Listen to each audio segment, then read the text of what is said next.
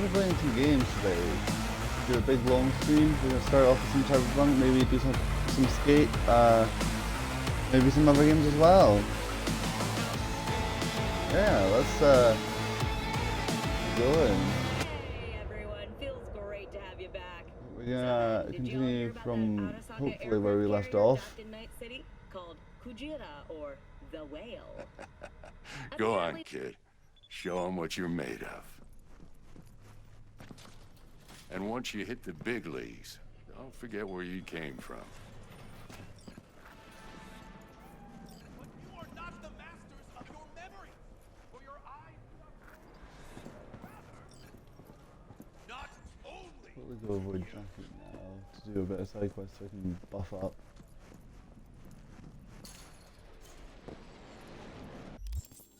Time to do side quests. Oh wait, actually, I've got.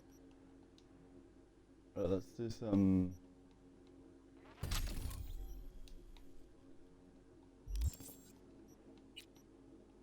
Let's do some side quests actually. Hold on. Let's do some gigs to get a bit more money.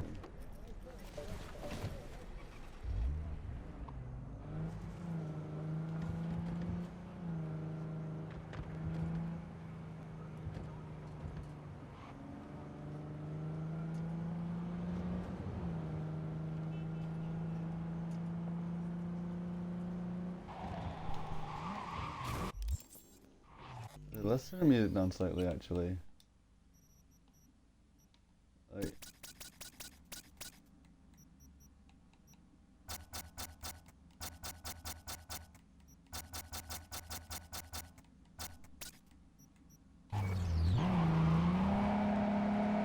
okay.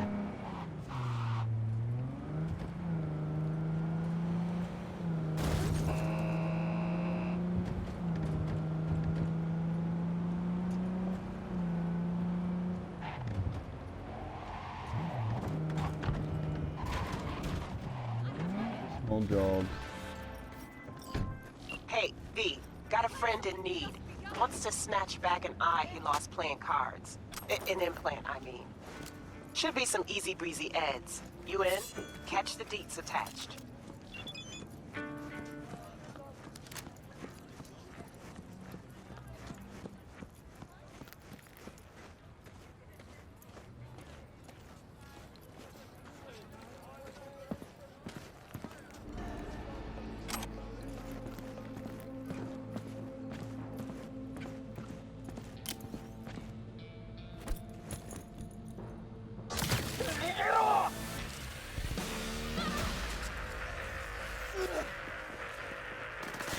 Basically.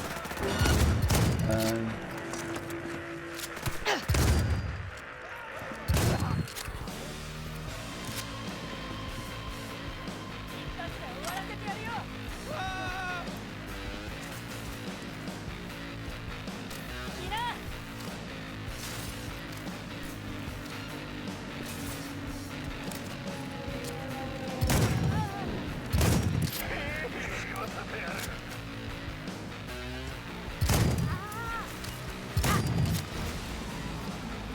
okay.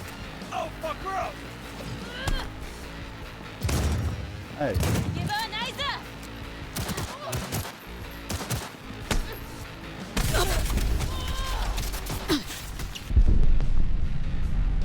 Shit.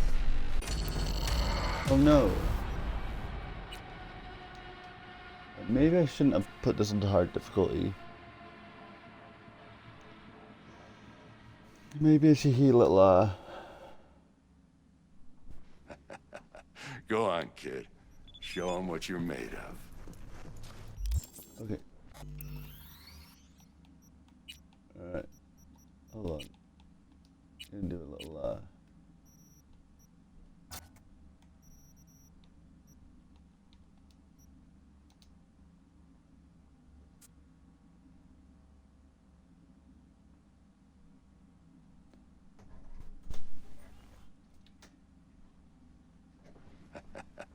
Go on, kid. Show them what you're made of. And once you hit the big leagues, forget where you came from. So let's ignore Jackie again. let's go back to that gig. Okay, let's actually not do that one. Use that one. Use this one. And then we're gonna go back to that gig, which is here. I'm gonna get into my car.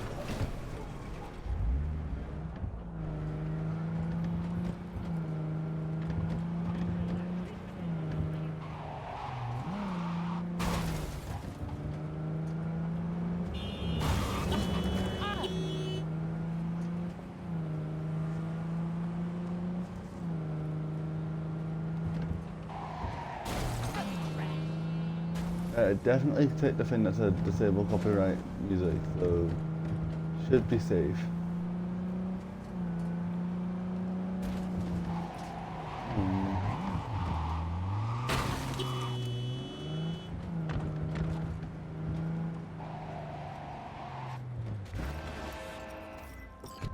Hey, V, got a friend in need. Wants to snatch back an eye he lost playing cards. An implant, I mean. Should be some easy breezy eds. You in? Catch the deets attached.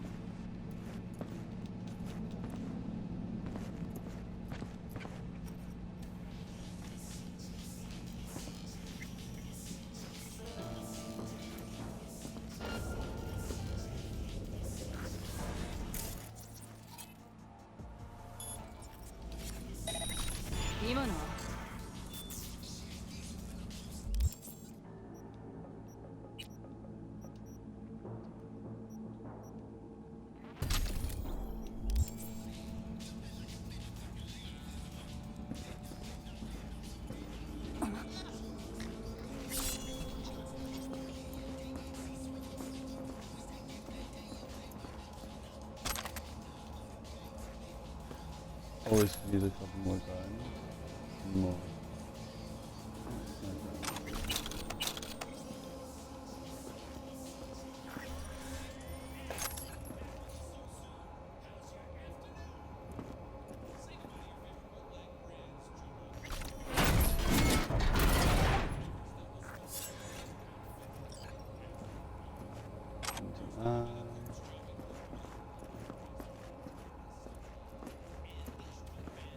Easy in and out, no problems there.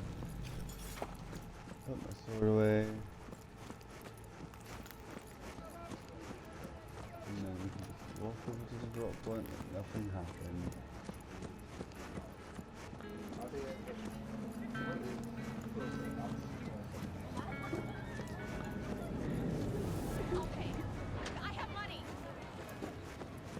I'd say Aberdeen just a slightly. Why? Are you planning on going?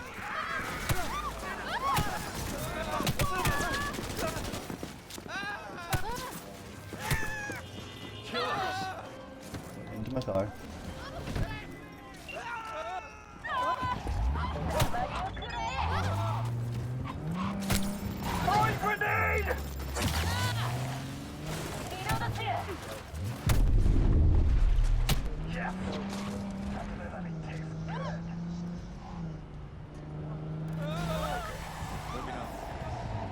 I mean, because this is still technically an Aberdeen area code, or an because it's still AB56, not IB20. But then again, it still took like hours to get to Aberdeen, or the next one would be like. It'll still take hours, but yeah. I really don't feel like this today. Show yourself.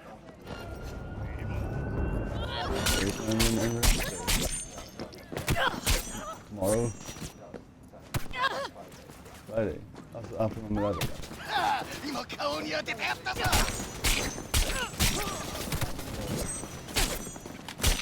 命乞いしても遅いぞ Hey,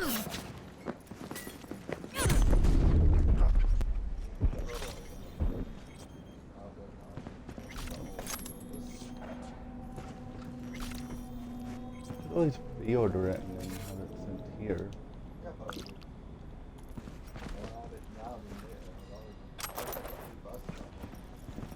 I'm pretty sure if you pre-order it on Amazon, it'll arrive when it comes out.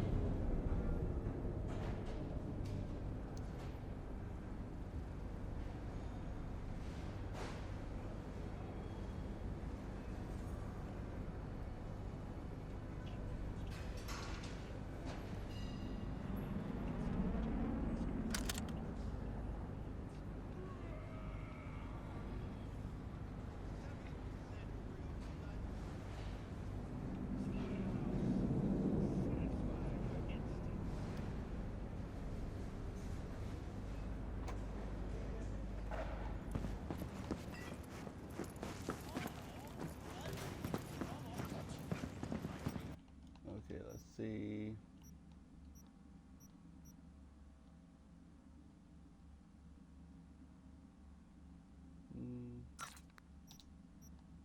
Well, if I can't use it, then it's useless to me. If that's weaker, then it's useless to me.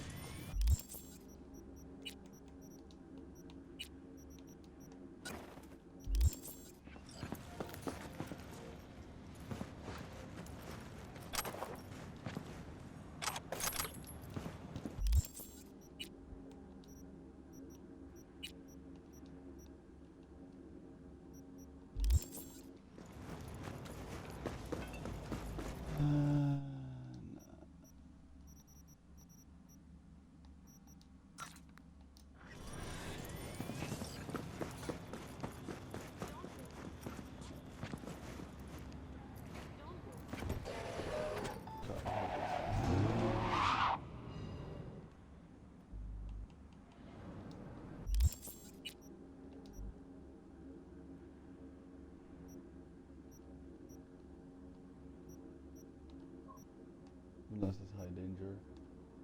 Very high danger. Very high danger. Very high. Normal. Let's go.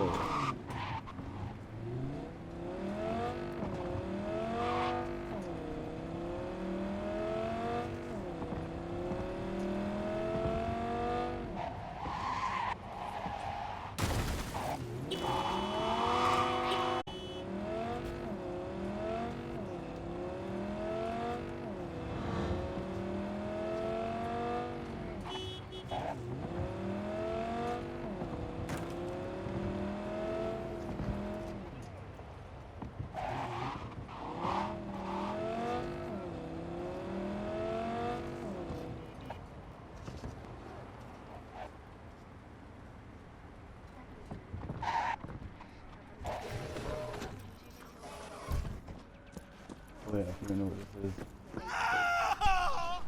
Hey! Hey, you! I gotta get to a Ripper, man! I'll pay you! All right. Great! Why are we standing here? To the car! Now!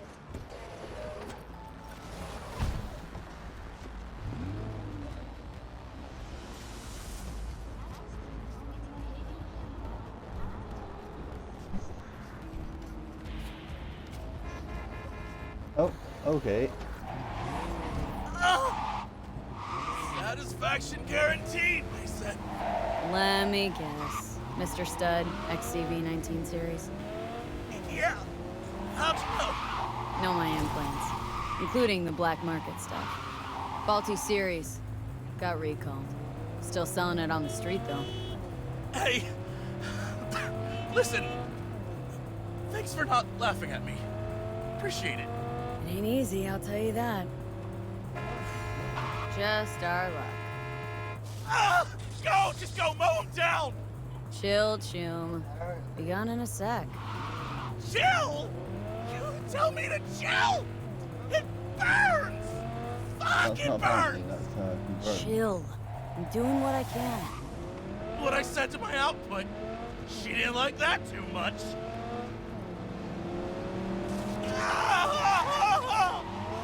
Jesus fucking Christ! Ugh! You really gotta keep yelling like that? You even know how much it hurts? Like I'm screwing a goddamn pencil sharpener! Well, suffer in silence, Chum. Heard what doesn't kill you makes you stronger. Real fucking funny.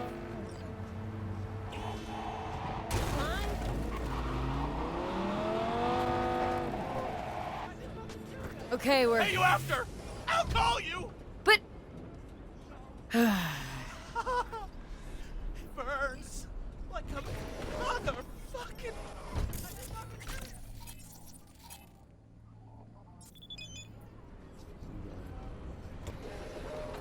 The high level enemies are just not that now.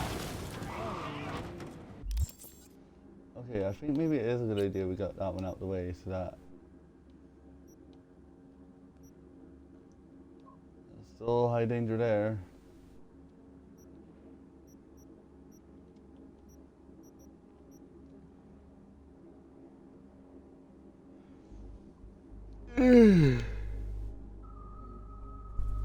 Oh my. Right.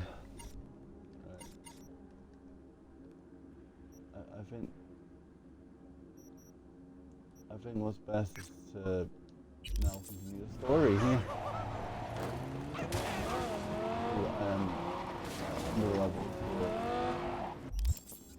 Actually, you know what? On our way to the port, we might as well.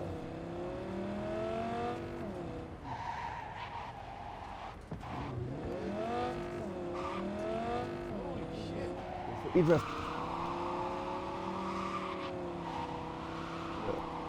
We're done, but okay.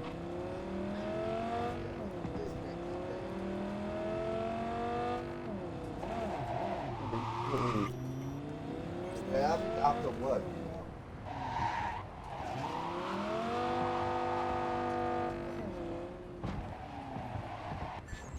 We say it would arrive on the release date.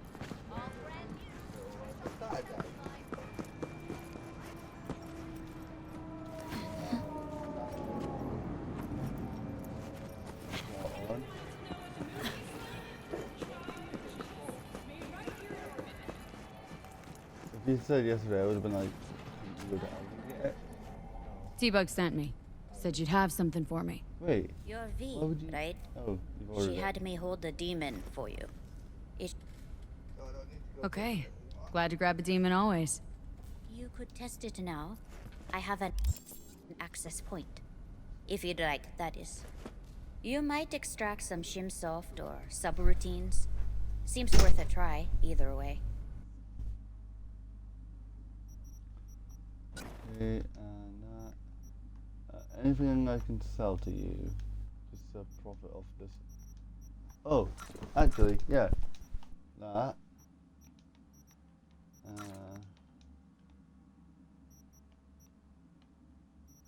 No, components are useful for crafting.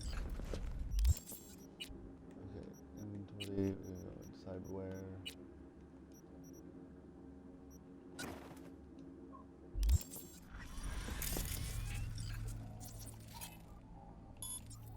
Bing.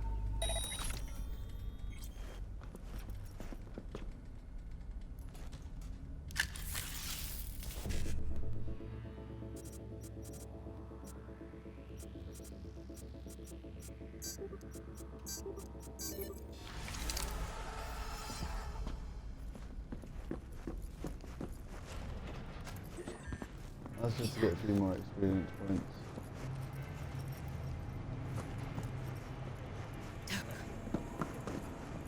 What's that I stole?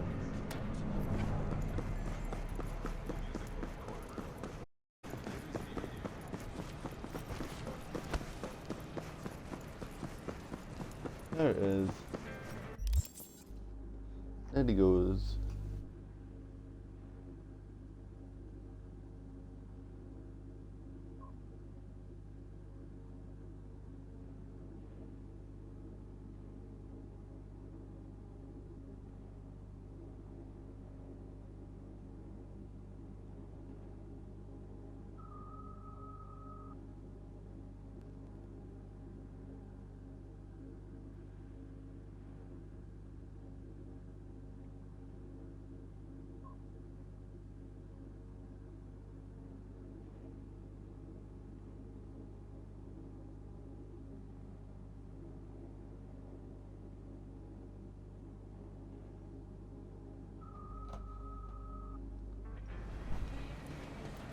Right.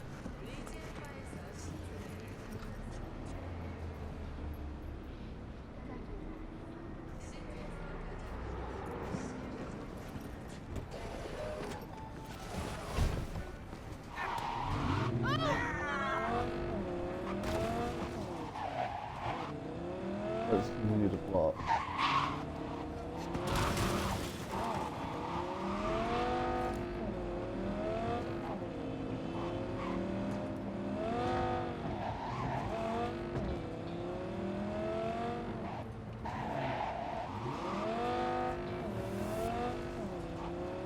Oh.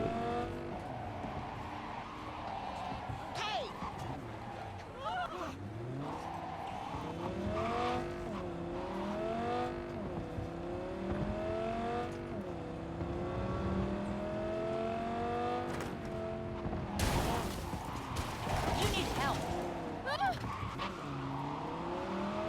No, I think she needs help.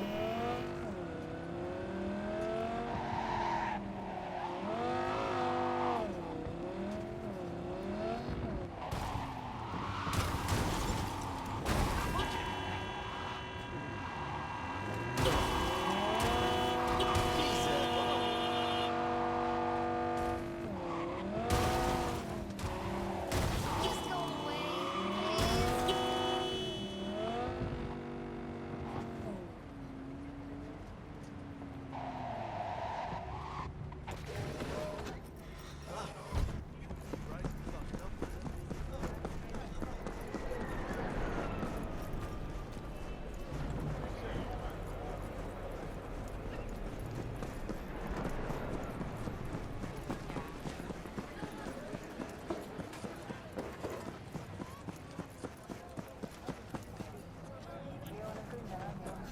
I love how you actually have to go talk to Jackie and you can't just ignore him.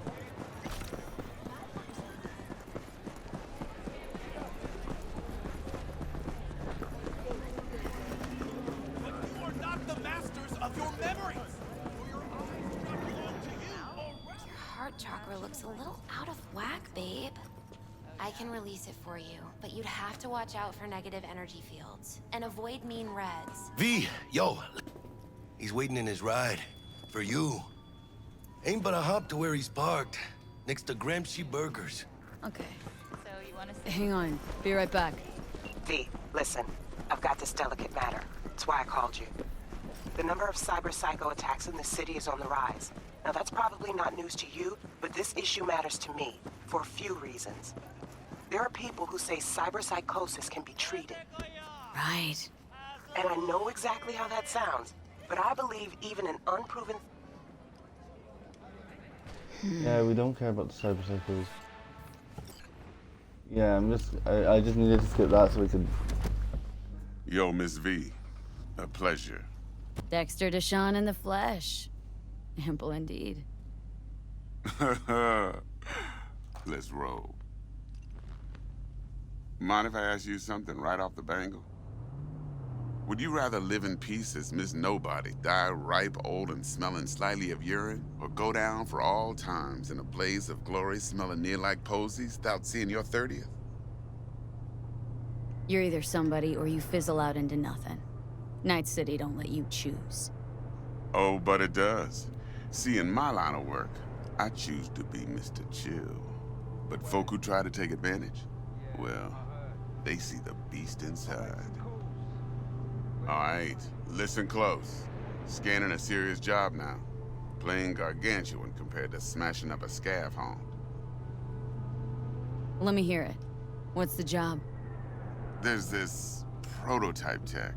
A biochip to be precise. Job's to grab it. Simple. Guessing it belongs to a corp? Mm-hmm. Arasaka. Surely that's no problem. You will sit there until you finish. Or don't you understand? Corps don't deserve special treatment. Shit, you ain't playing around. Got a feeling this could be a start of a beautiful friendship built on heaps of eddies. You work this out? Got a plan? Two things. First, a conundrum with the Maelstrom boys. Needs active resolving, that. Second, a rendezvous. Simple. Client who brought us the job's anxious. She wants to parlay with one of the team. What's the issue needs resolving with Maelstrom? Got a beef? Slotting the shard.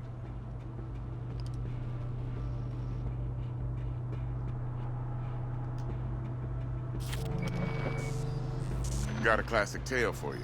Psycho gang doing its thing 2 weeks back. Jumped a Militech convoy. Got away with the gear. Corp don't even know Maelstrom's involved. Now see, convoy was carrying the Flathead, a little combat bot, a prototype. And I need me that bit of high-grade military tech. Because if we don't get that bot, we don't get no soccer chip. And we sure as hell don't get no happily ever after.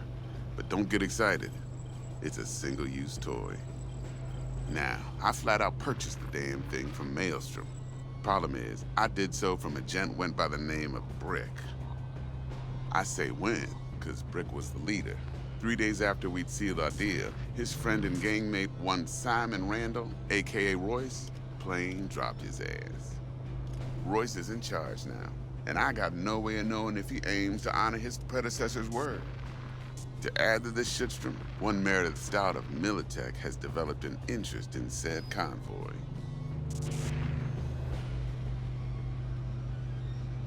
Who's the prima donna?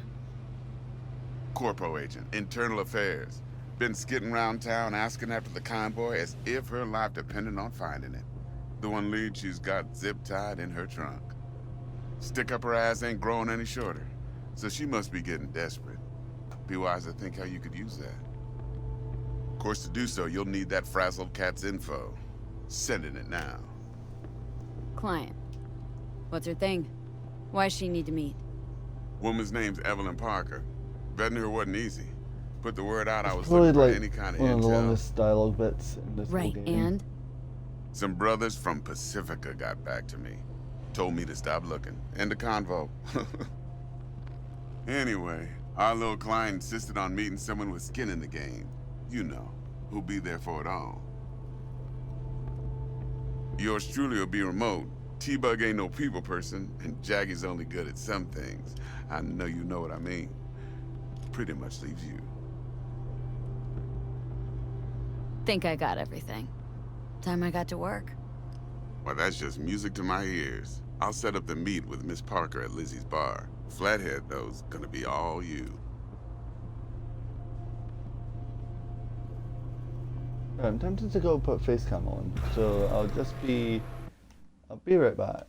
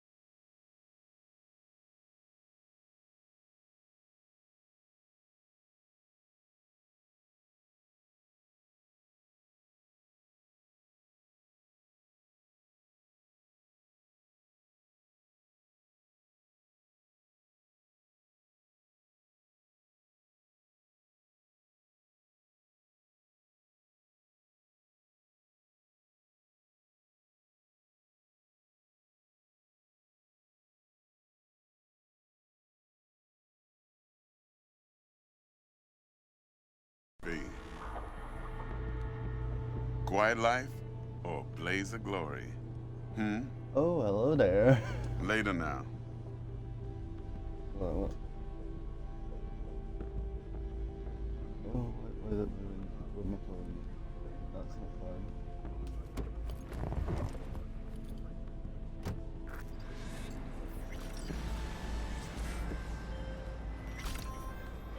Jackster, talk to Dex.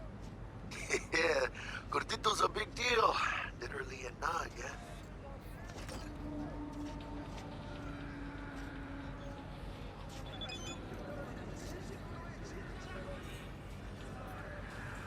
Hey, you with me, chica? Claimed to want to check our pro cred, but to me it feels more like he tangled us up with Maelstrom and Militech.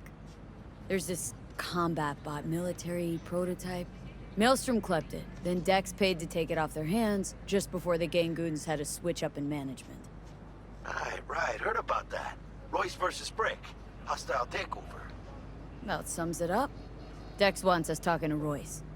Gave the deeds of some Militech agent too, but don't know how much help she stands to be. Ha, chingon.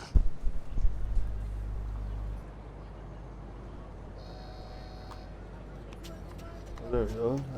That's unstable. You're weirding me out, V.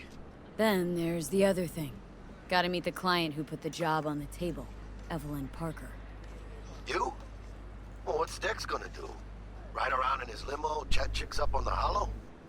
Parker wants to meet someone on the crew. Dex gave me the nod. He must know what he's doing. So, how you want to play this? Maelstrom or Parker? What's first? You know what? I'm not gonna bother with the face cam.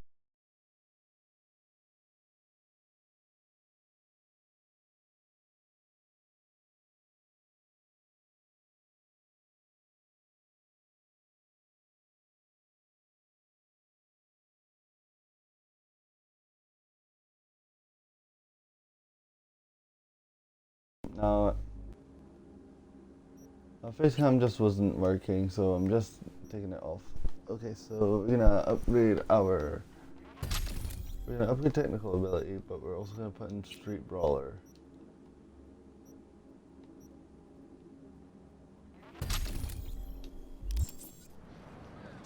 I say we knock on Maelstrom's door first. Pound, actually. Orale.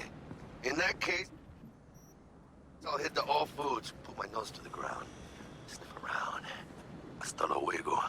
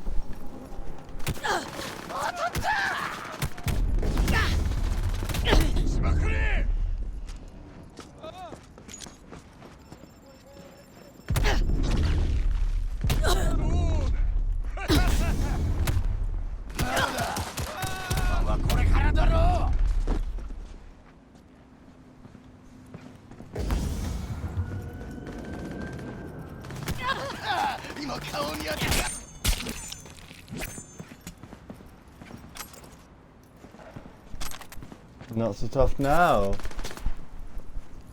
Okay, because there's only the one there, right? Yeah.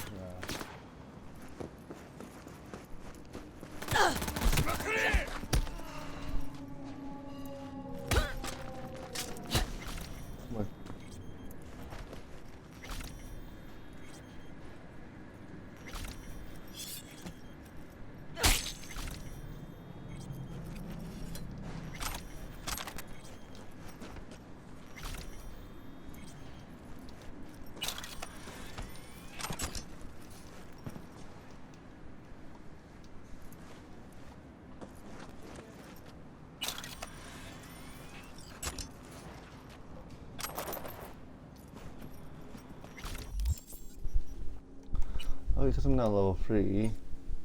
I'm gonna upgrade a couple of my weapons. Just the ones I'm gonna use a bit more than others. So like that. These. Unless I find something that's like really high level, but a bit more high level. But yeah, this will be fun. Oh, we got a new.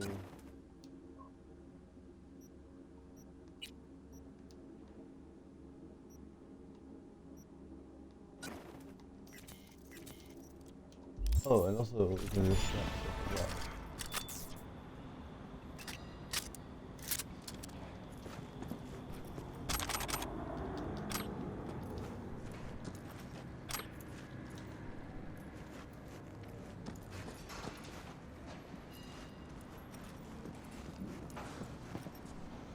Alright, let's make a call. Stout here. Start by telling me how you got this number. No more than your number. Heard you misplaced a convoy. You shut him up. Spill what you know. Don't make me wait.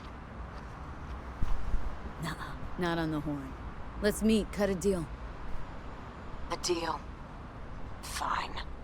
First exit off Skyline, driving towards the NID. Storm channel under the overpass. Meet you there. Game is more stressful than life itself.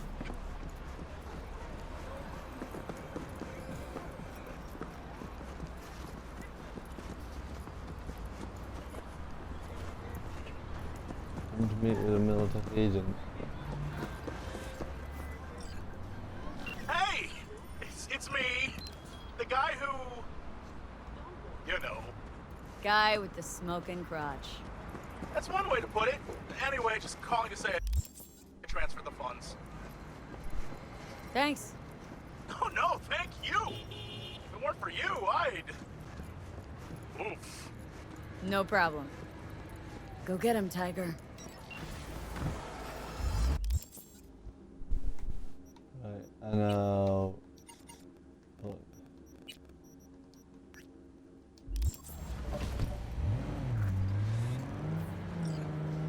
I hear partly a grenade going off 60 meters away.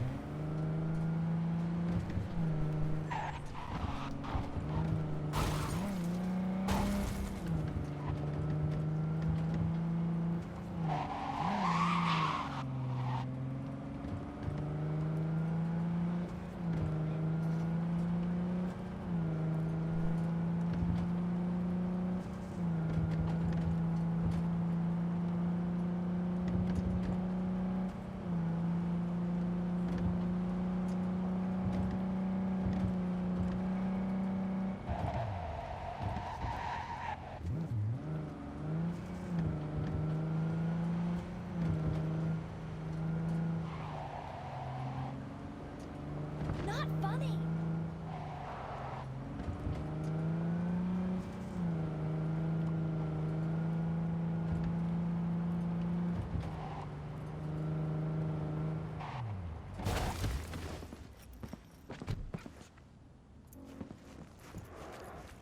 Look lively.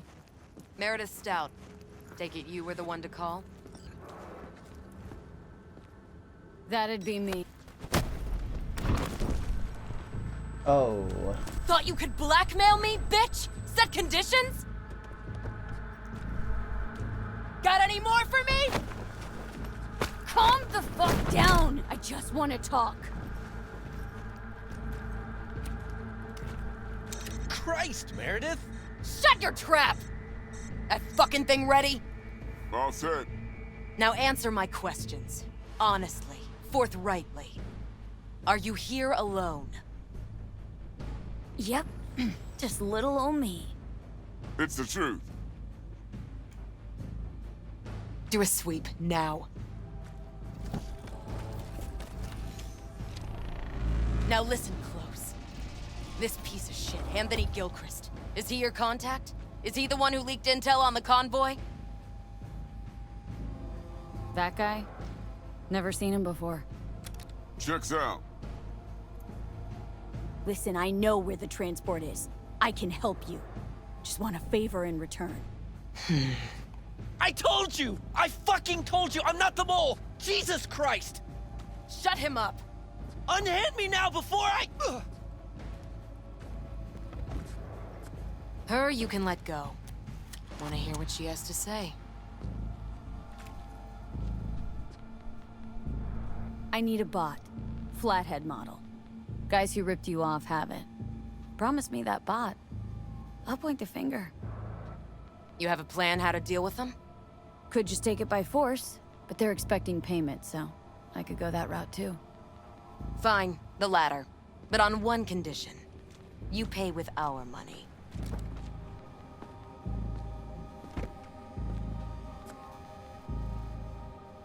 Sounds solid enough.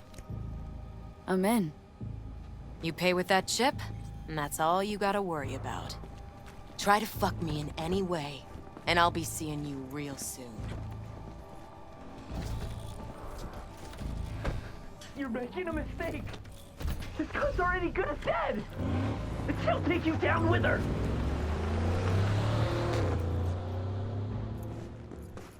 Where did I park my car? There it is. Still me.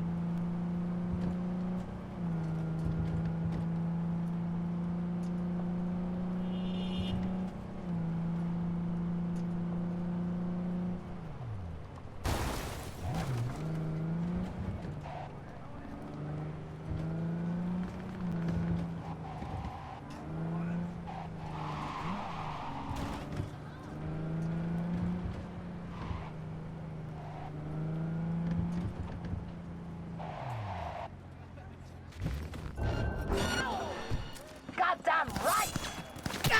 Yes, yes, yes! No, no, no. Gotta reload! I'll fuck you up, cunt!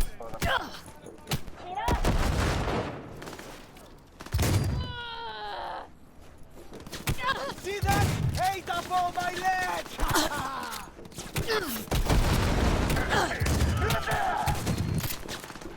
You like that, huh? Ain't over for this.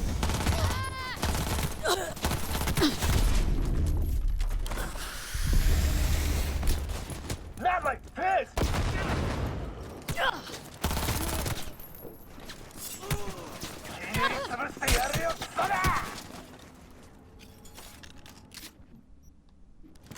Get my street brawler stuff up.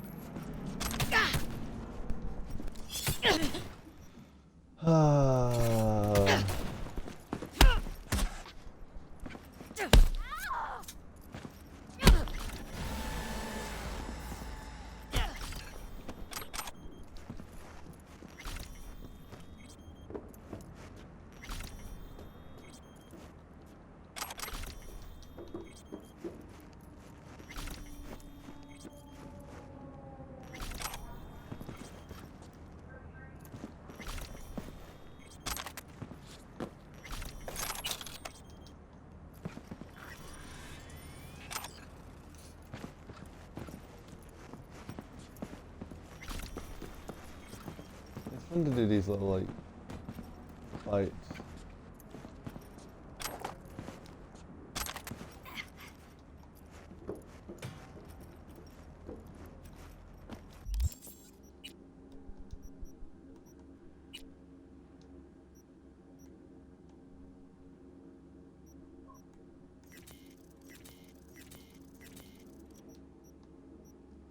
I'll pop a better go up onto it.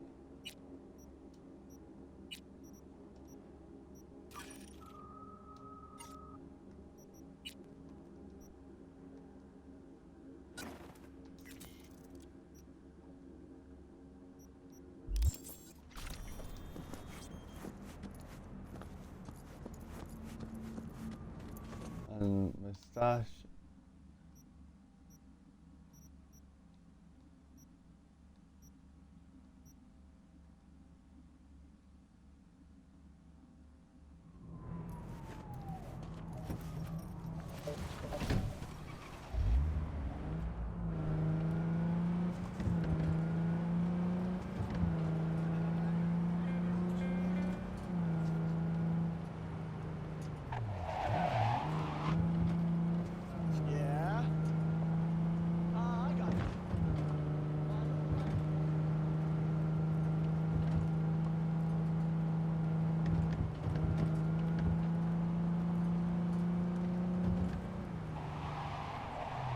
Ah, there you are.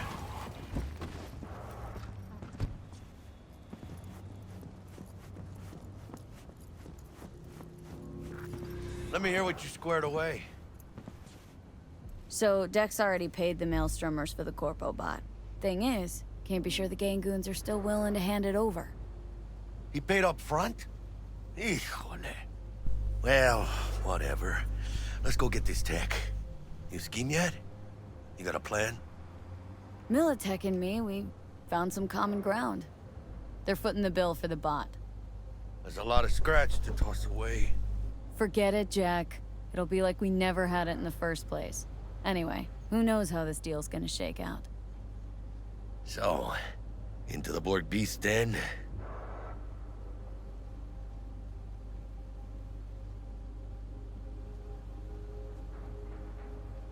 Let's go see these bastards. All right, let's knock on their door. See if they even open up.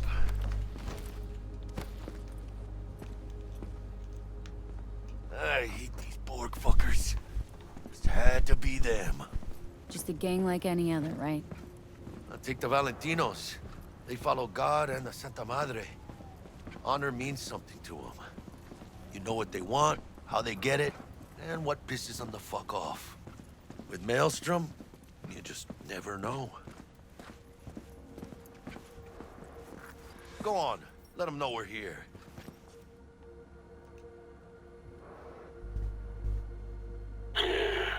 Don't know you. Wanna talk to Royce? Dex sent us. Main room. We've been waiting.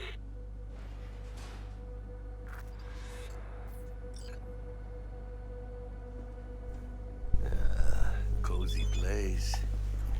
They could use a few plants, though. Oh, yeah. They look damn well prepared. Don't think I've ever seen security like this in a chow factory. Gear from the Jack convoy. Gotta be. Must have been all over it like maggots on dead meat. You hear about their boss, Royce? Dex mentioned him. Called him special. That's Militech, all right. Psycho board scrummed out with military-grade hardware worth millions. This should be fun.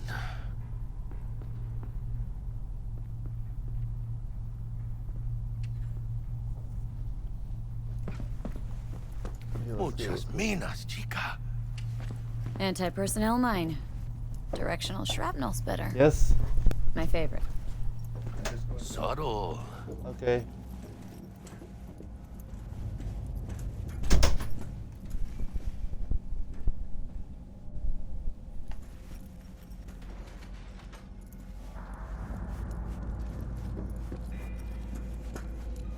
Get in the elevator, fucking sheep. Stay cool. They're just trying to spook us.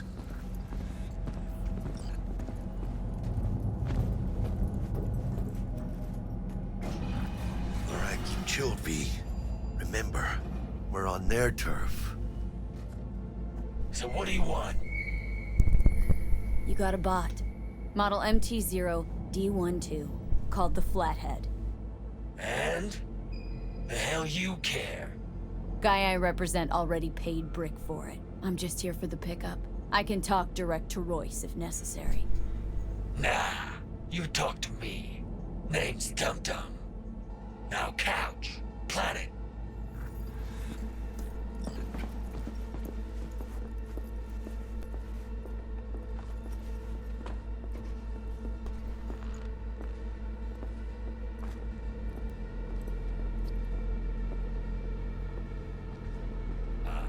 Well, shit.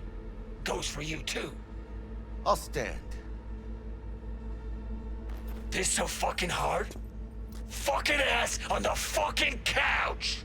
Make me. Thought you'd never ask. Sit your ass down. Sit down. This ain't gonna end well, but... shit. Well, all right. Come on. Gotta lighten up. Take a hit.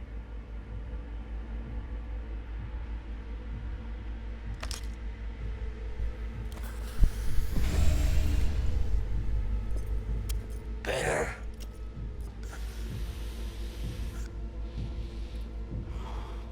Now we can talk.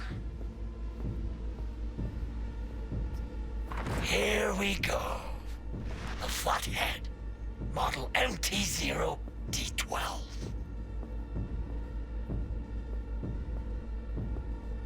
Need to see it.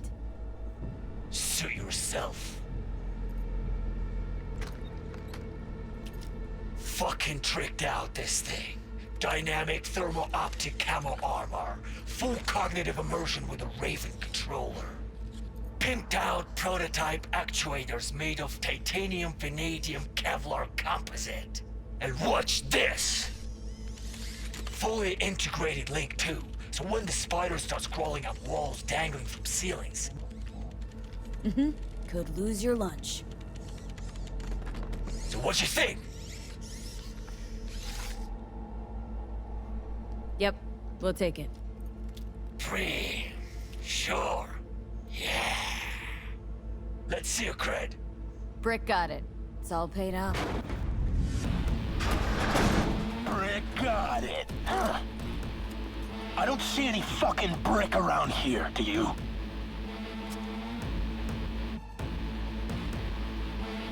You fucking deaf? Fuck Brick then.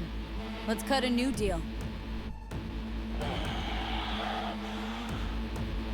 Ha! Now that's good business sense. Alright, you want the Flathead? I better see some eddies. Relax. Got him right here. Just like that! Without batting a fucking eye! I hand over the chip. You hand over the bot. Clean and easy. No complications. Look at this fucking Girl Scout. You know all your nods. Got all your badges. You know, you never did say who sent you. Never did say who you're working for. Dexter Deshawn. That's who. Dexter Deshawn. The lord ass who punching animal fucked half of Pacifica? I mean, he ain't dead. So, gonna consider my offer now?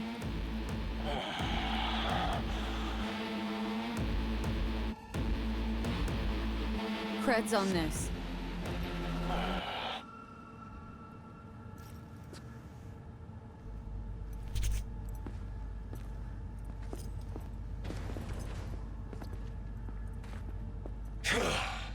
Hey, Flathead's good gear. It'll do the trick for you, whatever the trick is.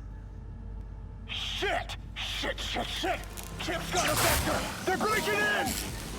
Zero! I want heads!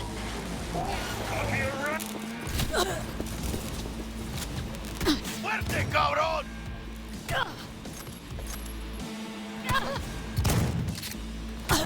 Careful, V! They got you!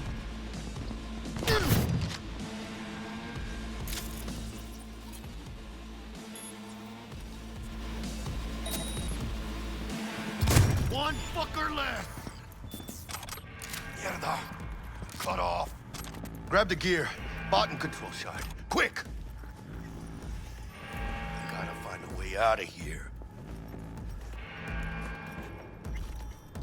Got the set. Bot and controller.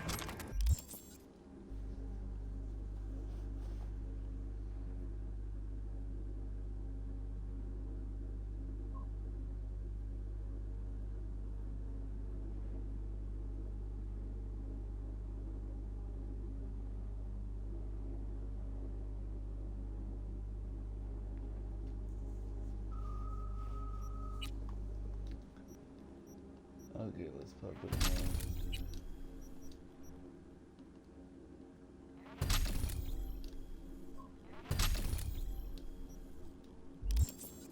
Then let's go. Quicker the better. Let's get out of here. I'm dying for some fresh air.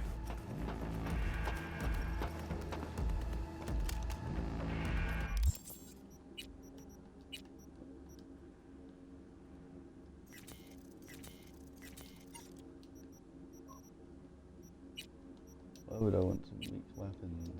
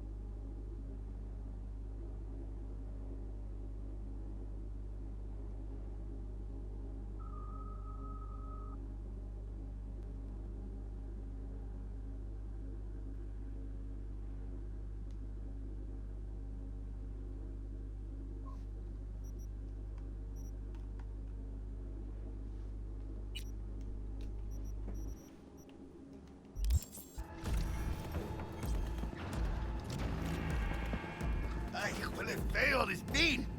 Ah, I can taste it. It's a production line. Plus, I thought you loved meat. Really no other way.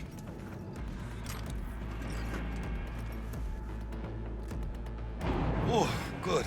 Let's move it. Let's go. Vámonos.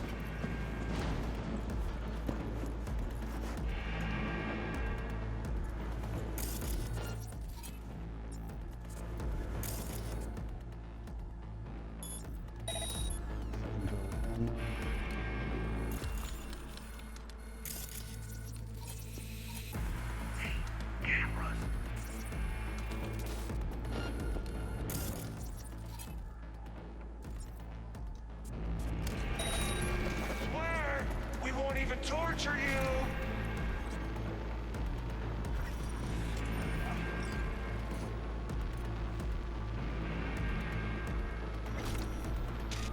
Hey, it's over Ladies there. and gentlemen, Jackie Well. And V. Get her one. Good one. Flank it.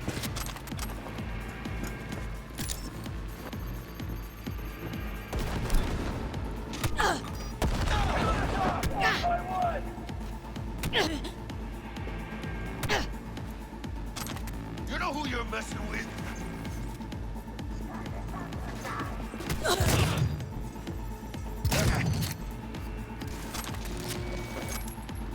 Get back! Hell yeah.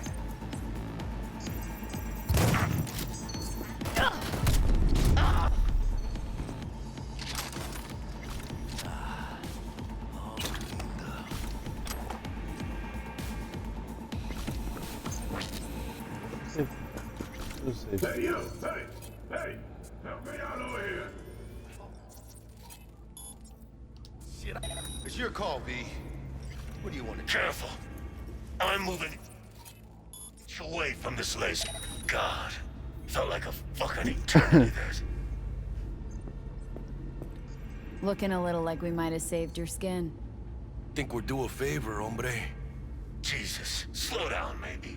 I'll get you, but kinda caught me at a bad time. We ever meet again, I'll have you covered.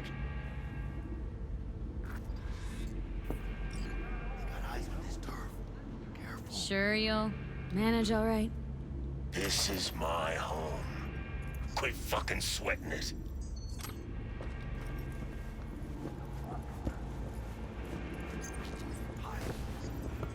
This will help us out later on.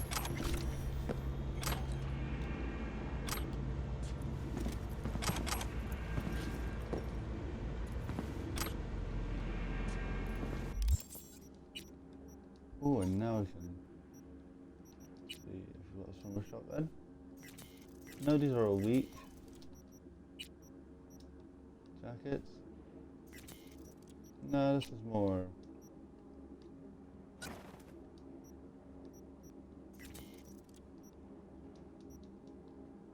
Oh, well, the mod's gone now.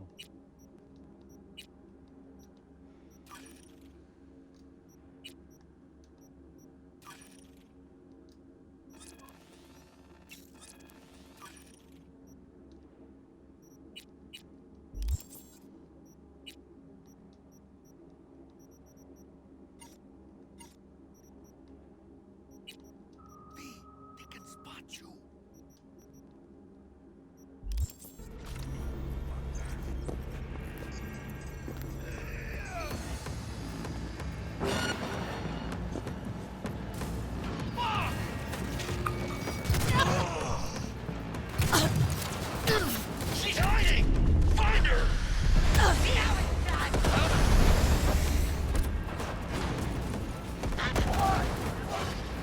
¡Chingada madre!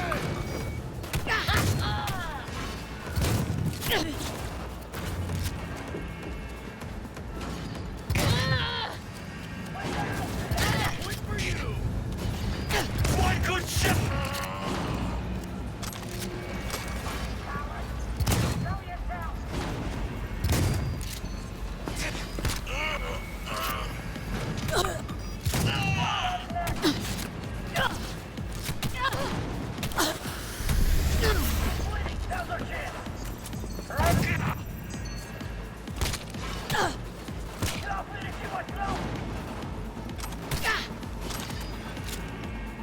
Seeker, you will find government!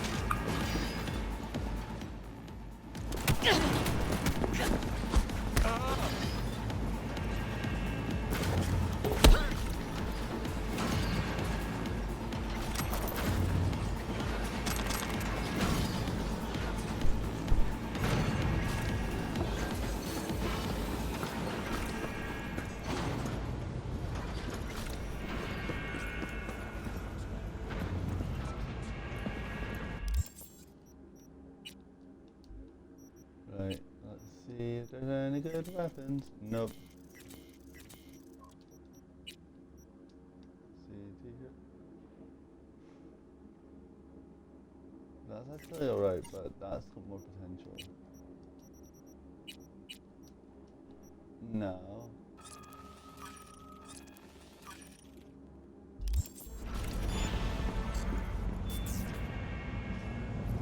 Three. Whoop, whoop.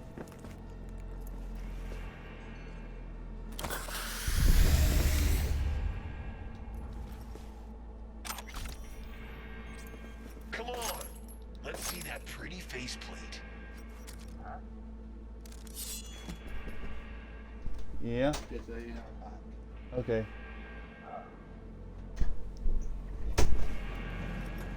What you mean? We're not all bad, you know? Let's talk.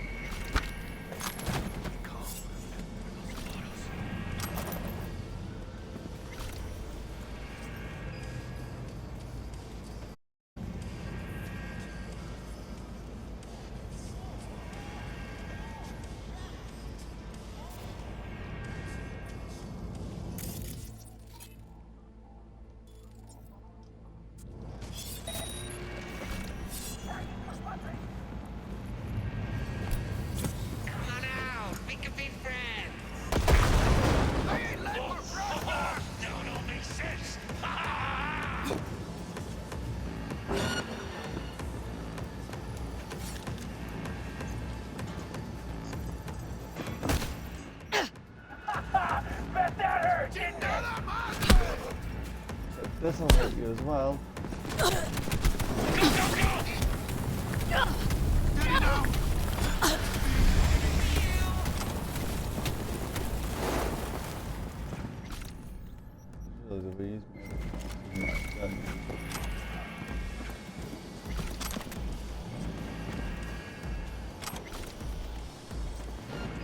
Know what my favorite game is? Hide and kill! Ah!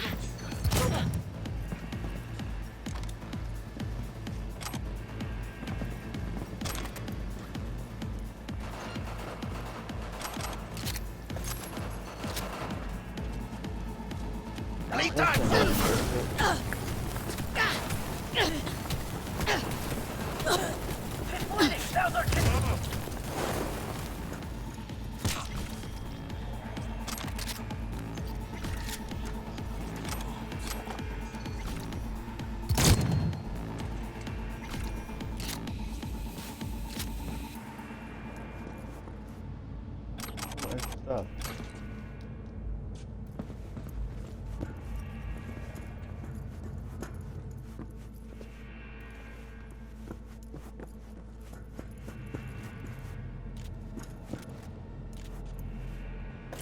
More goodies.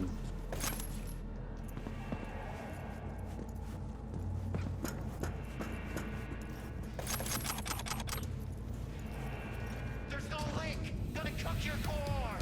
Shut your trap! I'm ready! Let me at him! Now where you lie? Over here!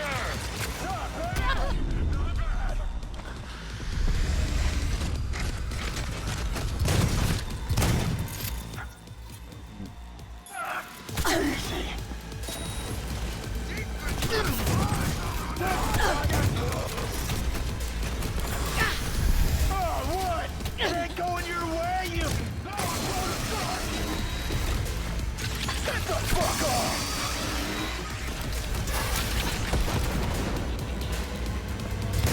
Burn you to cinders!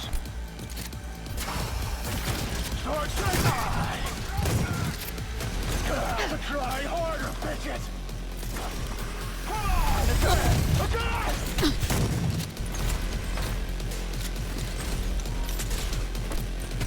Shame to smash a pretty face!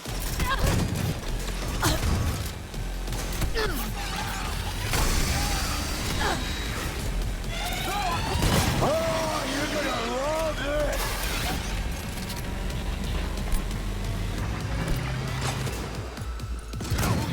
No, I'm blowing a shark! Come on, again! Again! Come on, again! Fry you up! Ha! Easy!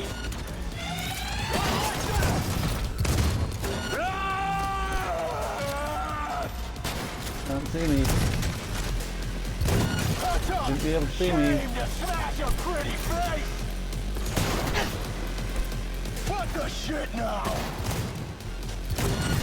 I like this! Oh, what? Touch up, touch up! Oh. Gonna have to try harder!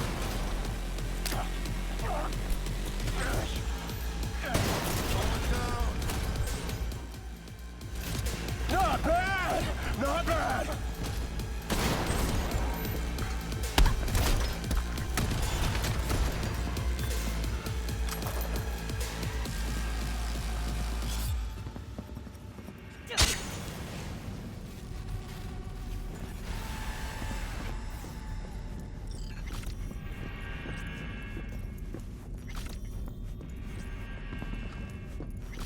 He's dead. Militech. They got those things buzzing around everywhere. Past the gate. We can talk there.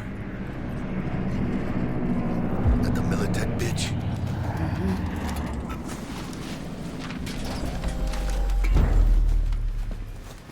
Bet you didn't expect to see me here. You know, I like the way you operate. Maybe you'd do some more work for us. Be more than glad to. Till next time then, V. Corporate gods willing. Secure the area. Time we were on our way, mamita.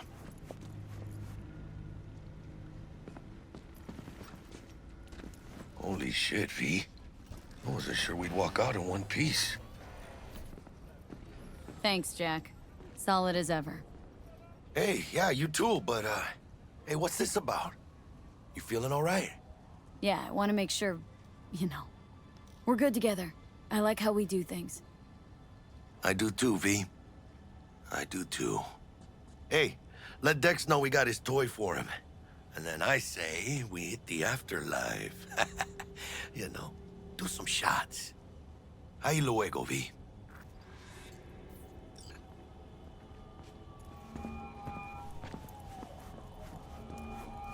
How things looking, Miss V?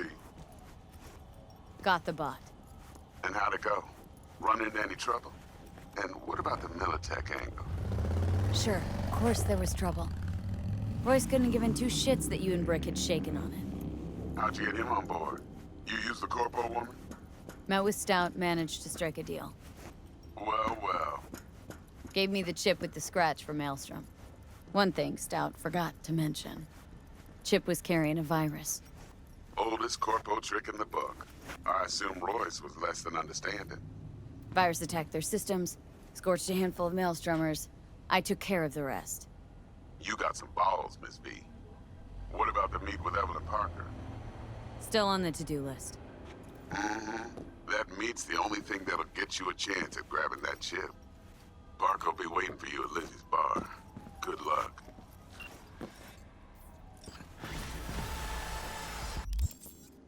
And sweet, another level up. So let's put Earth into intelligence this time, just so I can keep my quick hacking up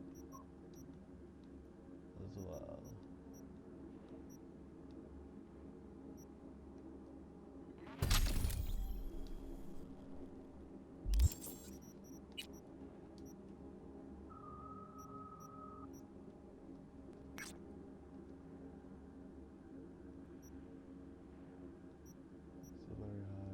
That's not very high anymore. So we could do that one. So this one is this. That's going down to high. That's going down to high.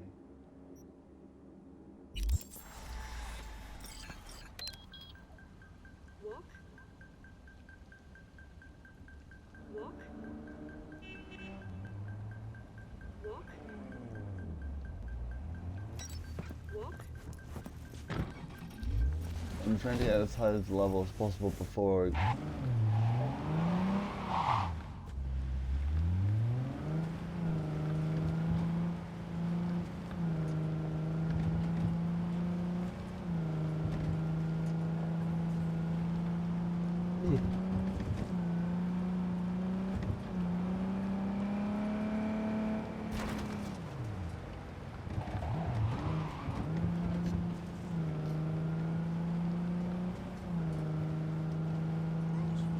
all the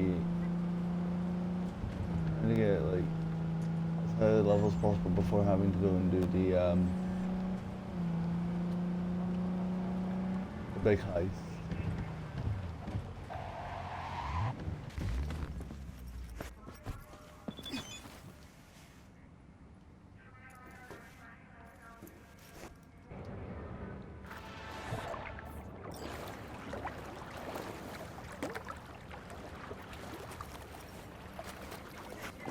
Neutralize the target!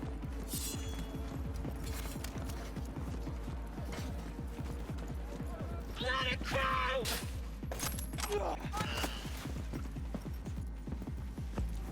I'll rip out your spine! Down, down, you little shit!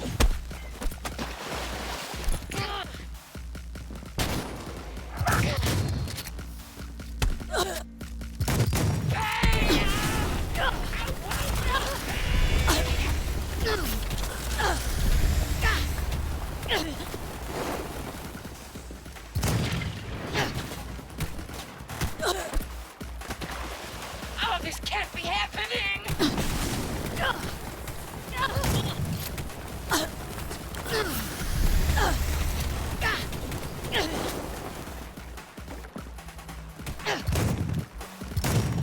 fucking steady!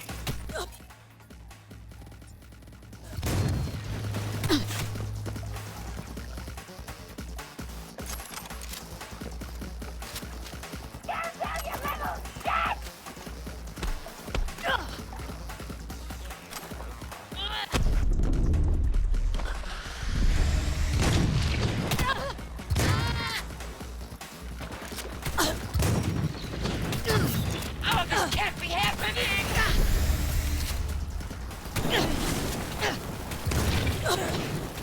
Aim fucking steady!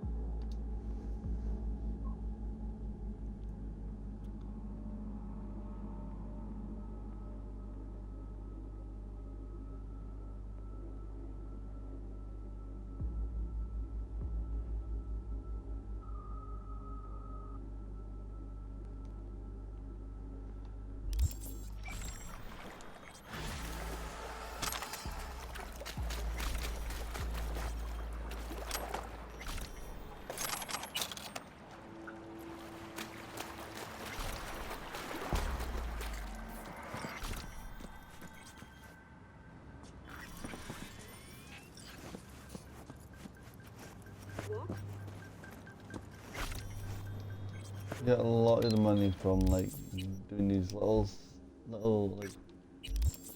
gigs and like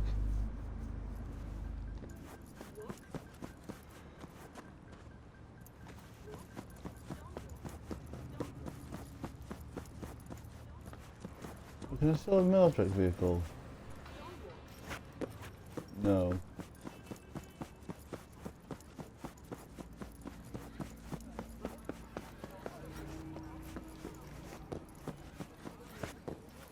I'm not gonna get any upgrade until like I can trade in full.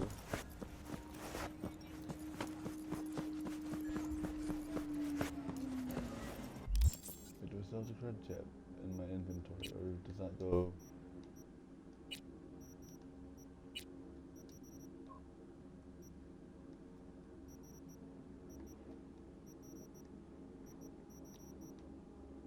Yeah, it goes when you.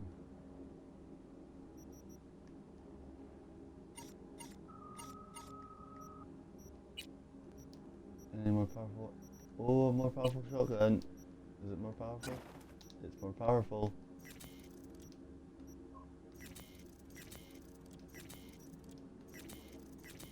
Right, just because it's an iconic, I'm not going to scrap it.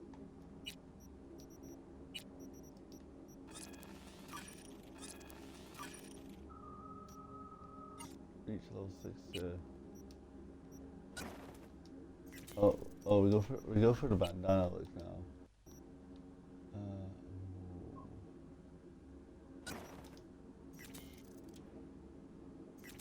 Yeah, no. At this point, an epic thing.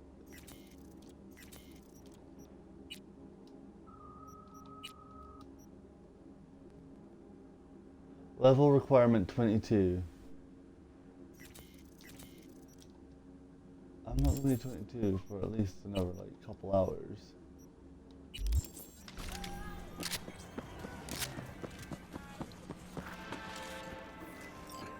Jotaro Shobo. Ring a bell? Guy's a fucking psychopath. Records himself torturing joy toys and sells that shit to like-minded scumbags. The Mox finally tracked him down. This is your chance to give this fucker what he deserves and earn a little scratch while you're at it. More on this sicko attached.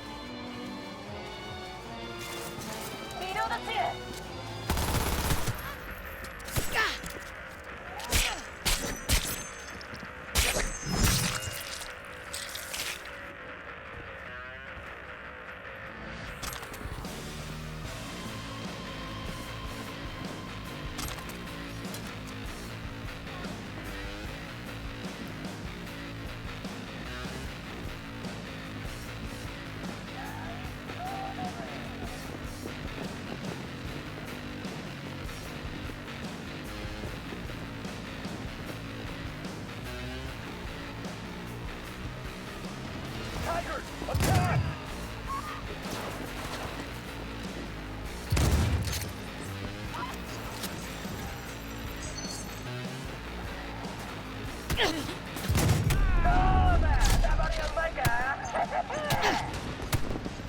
Kita ni.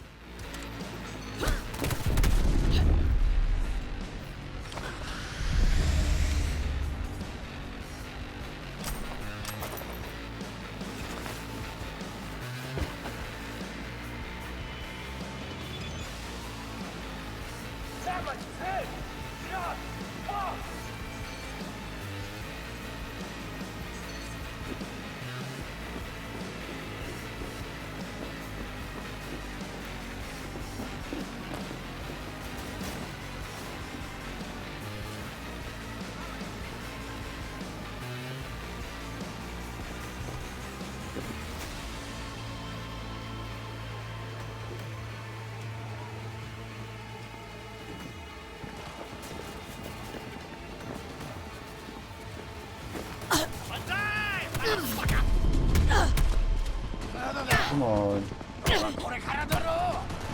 Are you kidding me? I'm tired of.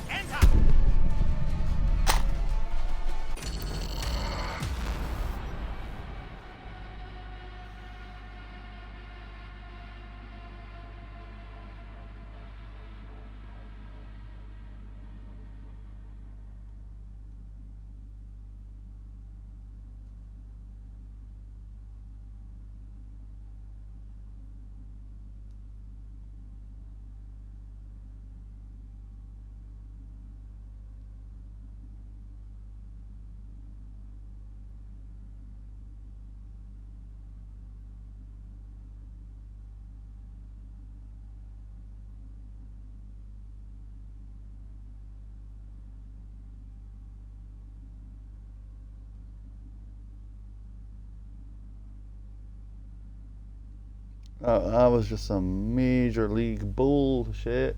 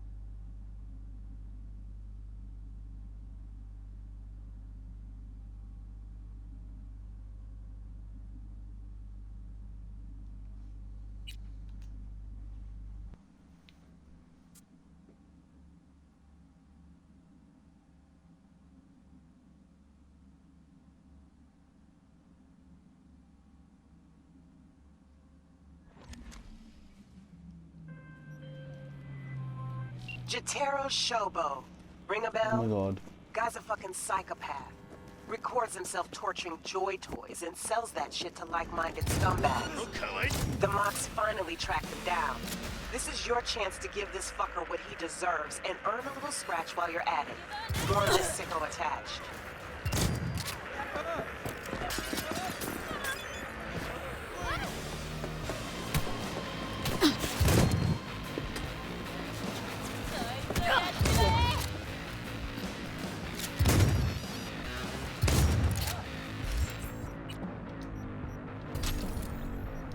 Onto technical ability this time.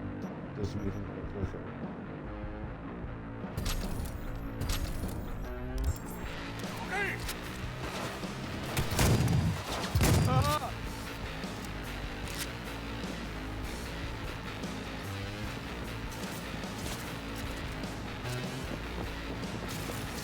Time to four.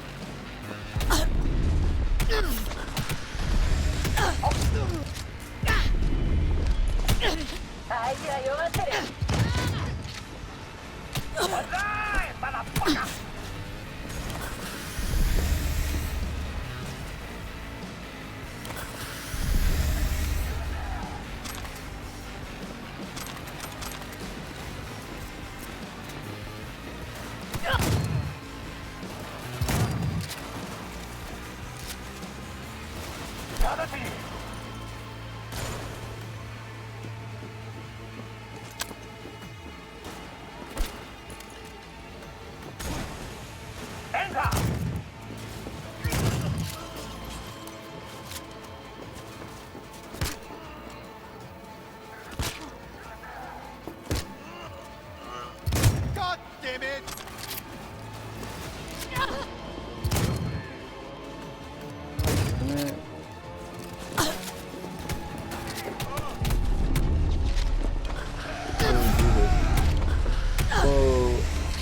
Whoa, calm yourself.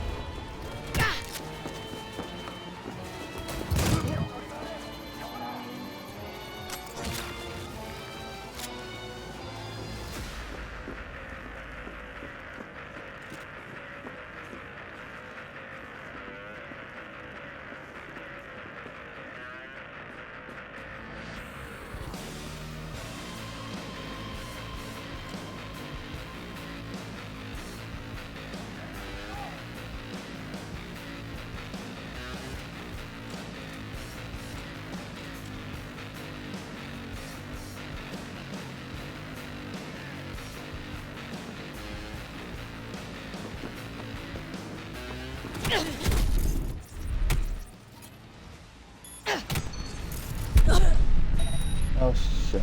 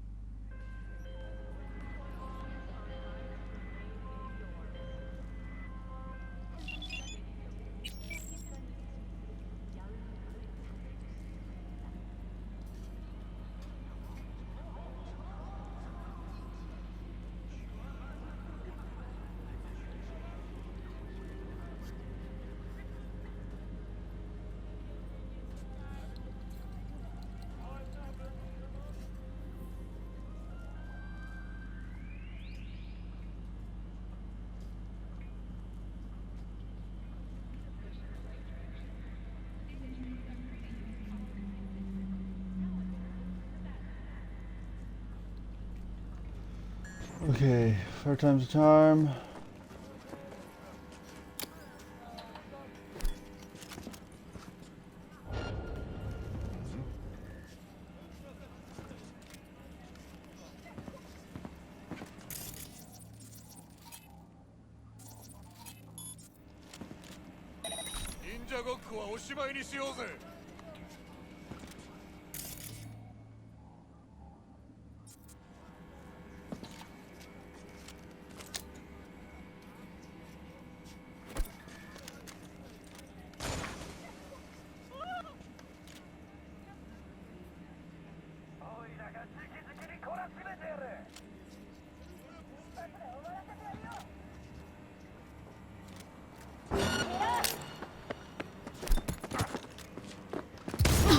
Damn it!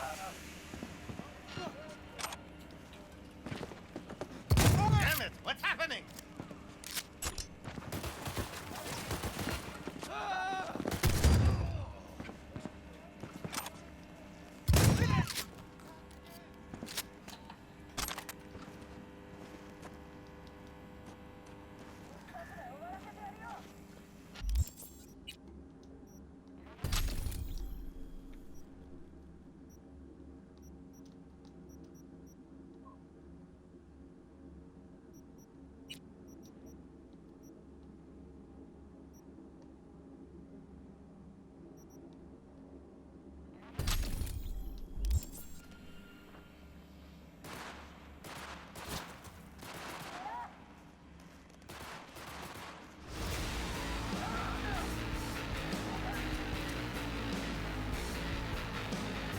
Get there!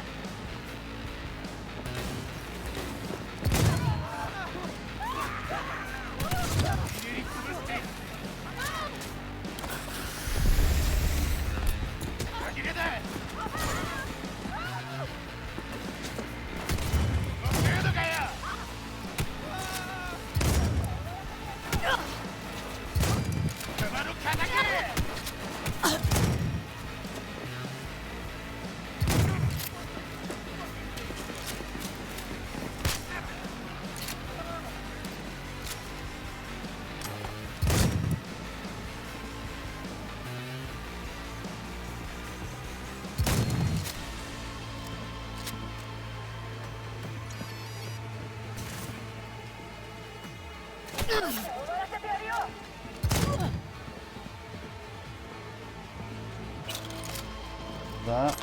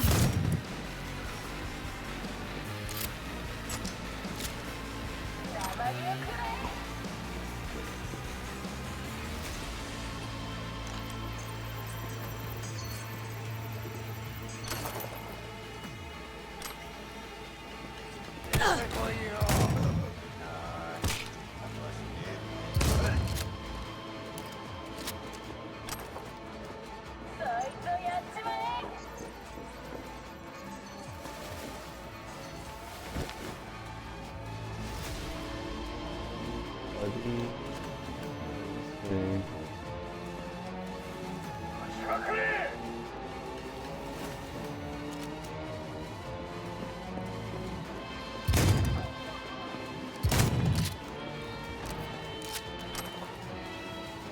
What happened?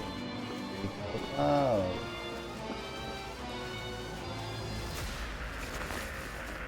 And you're still coming at me, so let's go. Come on, Jotaro. Let's kick it into high gear!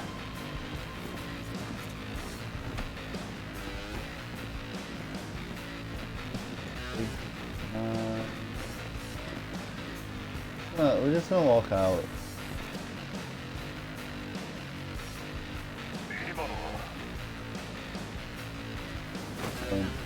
Everyone playing.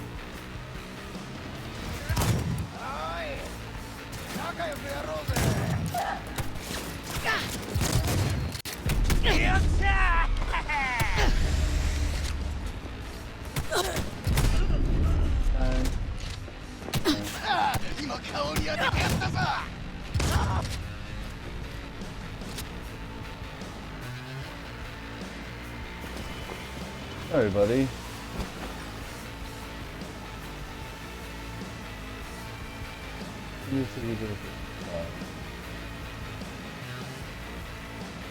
And in the front we go.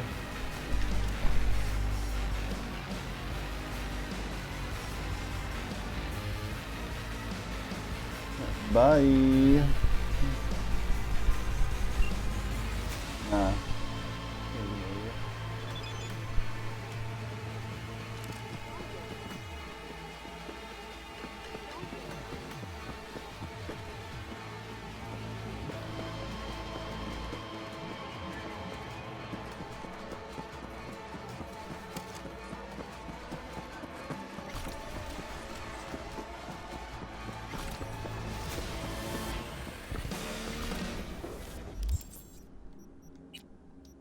Now let's see all this cool stuff we got.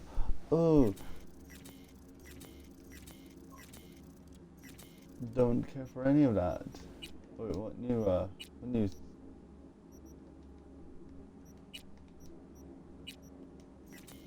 Nah.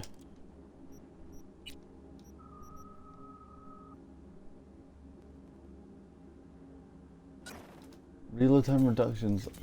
Always a good thing, so you know I'm just gonna go for that.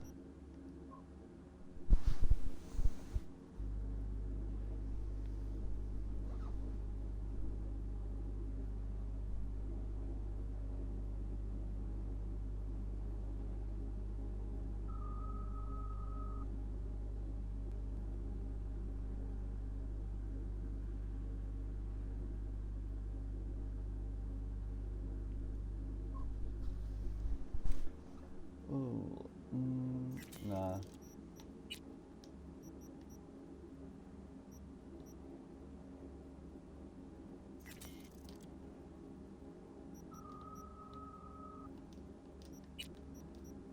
I'll keep them because level 7 isn't that far away.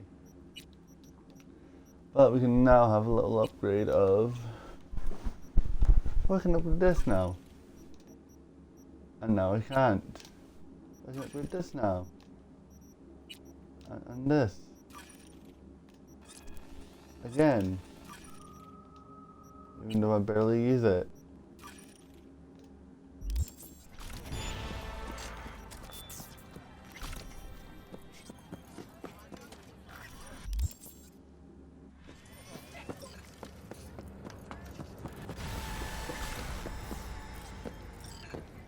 Oh. Hold on. Does that mean I've got enough to finish to pay off Vic? It did say 2100. That's complete stuff.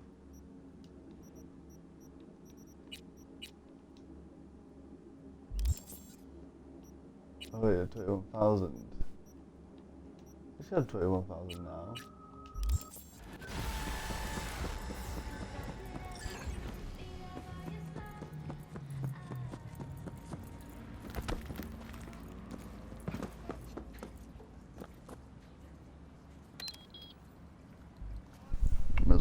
Okay.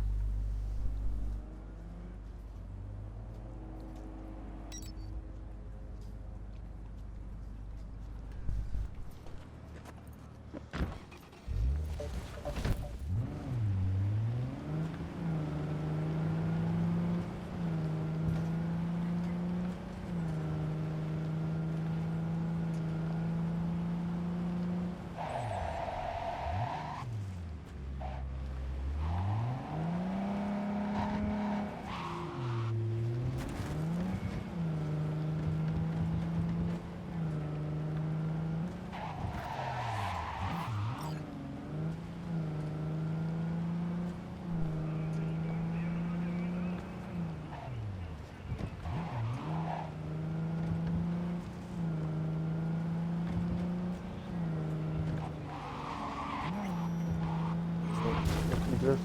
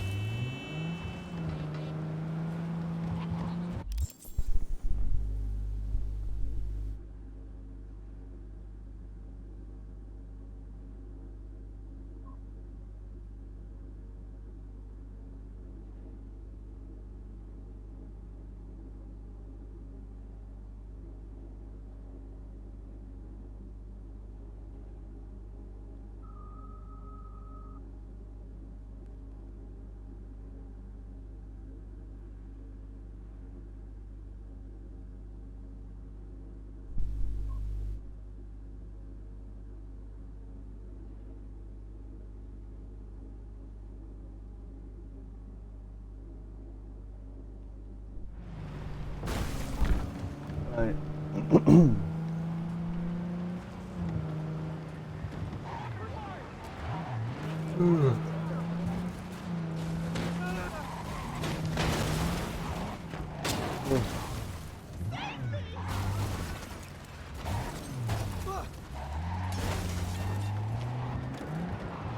We all saw that, didn't we?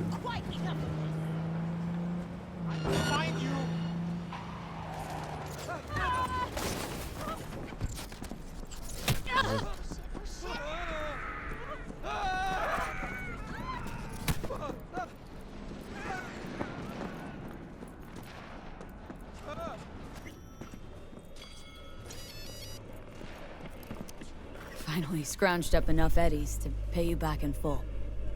Hold on to him just in case. You need him more than me. Not taking them all the way to my grave, Vic. Here. And thanks again for doing so much work on me without ever seeing an any. That's what friends are for.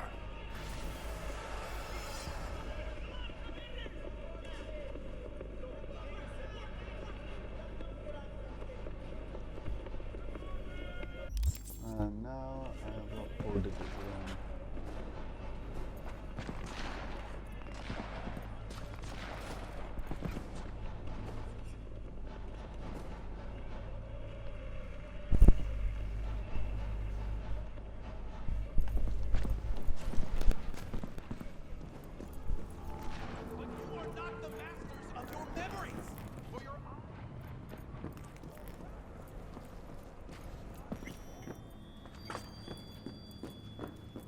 Oh, Jackie gave you these cards, right? Remember when he asked me to help him pick the right deck? Mm-hmm. He picked just the thing for me, too. I feel a real connection to this deck. We could lay out a spread for you now, if you like. Yeah. Why the hell not? Focus on the recent past and what you expect the world reversed. You stand at the beginning of your journey. It will be nothing like you think, and longer than you imagine. The Lovers reversed. You are surrounded by a force that will challenge you. you will also come into conflict with another inner force. The star, also reversed. You will have to overcome unknown desires and sever a strong tie with something I can't quite make out. Reverse death. Your adversaries will turn you against yourself.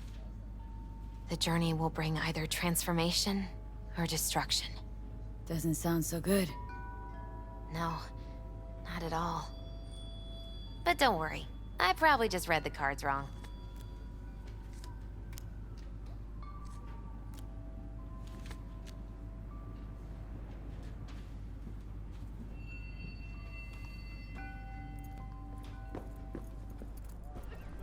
Okay, we don't have to talk about it now.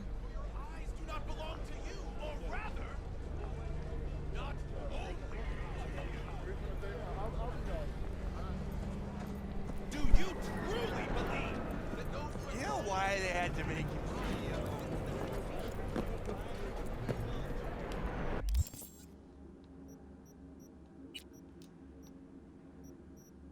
Okay.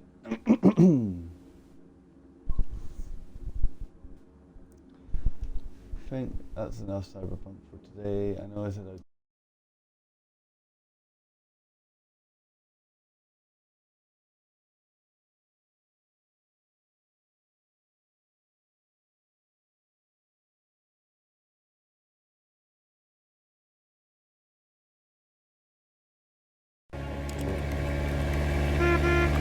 let's do some Stanley Parable, okay? What I need to do is I need to do this, and we're gonna go for all endings. We're gonna do all the standard endings, then find the new content.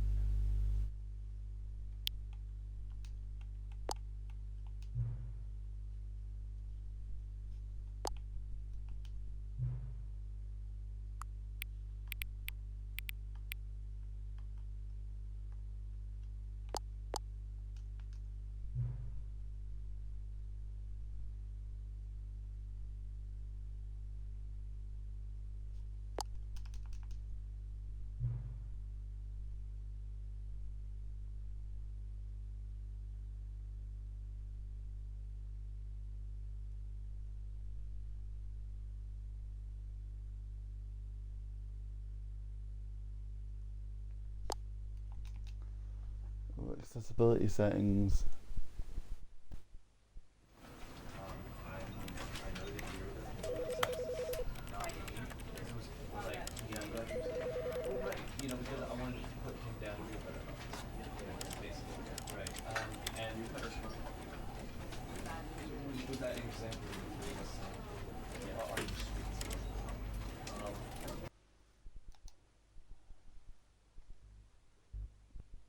So we're going to do all endings normal. This is the story of a man named Stanley. All the new content stuff. Stanley worked for a company in a big building where he was employee number 427. Employee number 427's job was simple. He sat at his desk in room 427 and he pushed buttons on a keyboard. Orders came to him through a monitor on his desk, telling him what buttons to push, how long to push them, and in what order. This is what employee 427 did every day of every month of every year. And although others might have considered it soul-rending, Stanley relished every moment that the orders came in, as though he had been made exactly for this job. And Stanley was happy. And then one day, something very peculiar happened. Something that would forever change Stanley. Something he would never quite forget. He had been at his desk for nearly an hour when he realized that not one single order had arrived on the monitor for him to follow. No one had showed up to give him instructions, call a meeting, or even say hi. Never in all his years at the company had this happened, this complete isolation. Something was very clearly wrong. Shocked, frozen solid, Stanley found himself unable to move for the longest time. But as he came to his wits and regained his senses, he got up from his desk and stepped out of his office.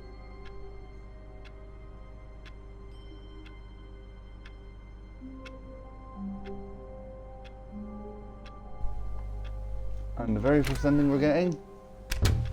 But Stanley simply couldn't handle the pressure.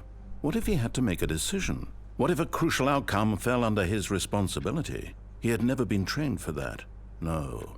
This couldn't go any way except badly. The thing to do now, Stanley thought to himself, is to wait. Nothing will hurt me. Nothing will break me. In here I can be happy forever. I will be happy. Stanley waited. Hours passed, then days. Had years gone by? He no longer had the ability to tell. But the one thing he knew for sure, beyond any doubt, was that if he waited long enough, the answers would come. Eventually, someday, they would arrive. Soon, very soon now, this will end. He will be spoken to. He will be told what to do. Now it's just a little bit closer. Now it's even closer. Here it comes. And that's one ending.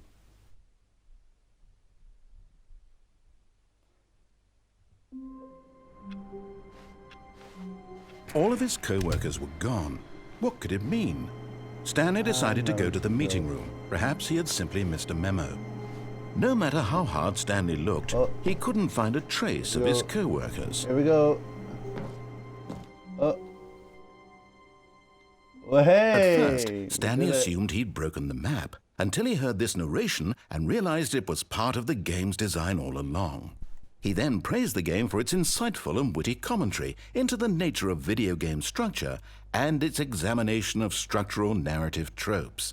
So, now that you're here, what do you think? Isn't this a fun and unique place to be? Why don't we take a minute just to drink it all in? Okay, I'm over it now. What do you think? Are you sick of this gag yet? Well, I don't know how to say this politely, but you could literally just restart the game any old time you want. Like, right now. Okay.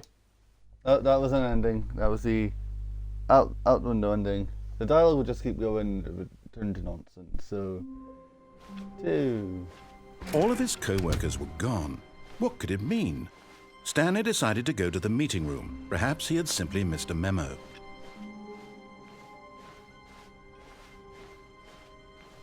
When Stanley came to a set of 2 open doors, he entered the door on his left.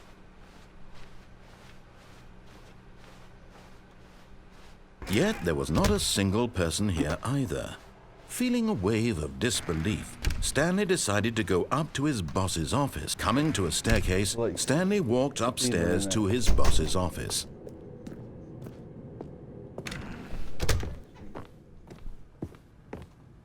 Stepping into his manager's office, Stanley was once again stunned to discover not an indication of any human life.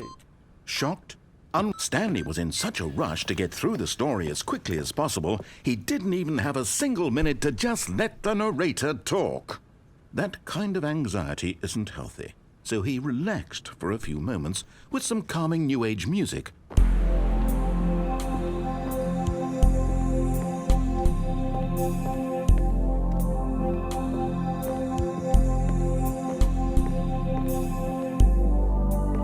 Feeling soothed and rejuvenated, Stanley calmly walked forward into the opened passageway.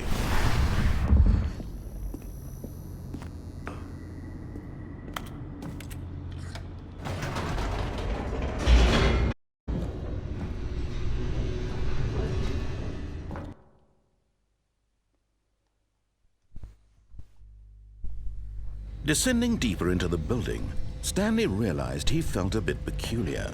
It was a stirring of emotion in his chest, as though he felt more free to think for himself, to question the nature of his job. Why did he feel this now, when for years it had never occurred to him? This question would not go unanswered for long. Stanley walked straight ahead through the large door that read Mind Control Facility.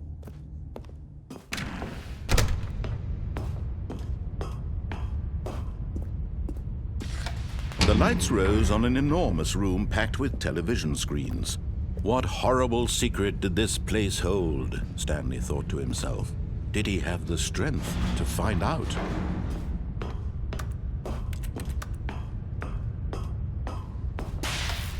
Now the monitors jumped to life, their true nature revealed.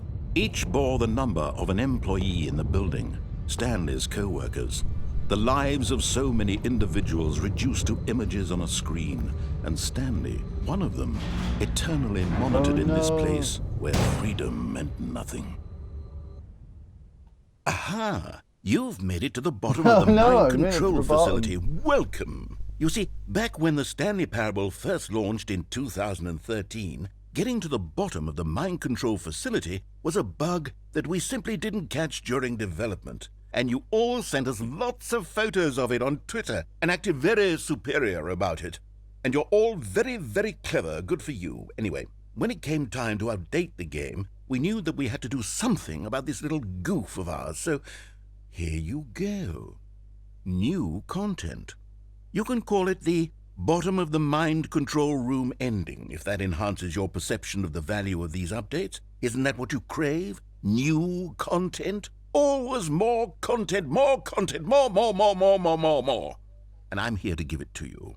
I'm here to make it seem like we really covered every nook and cranny of the game with secrets and Easter eggs.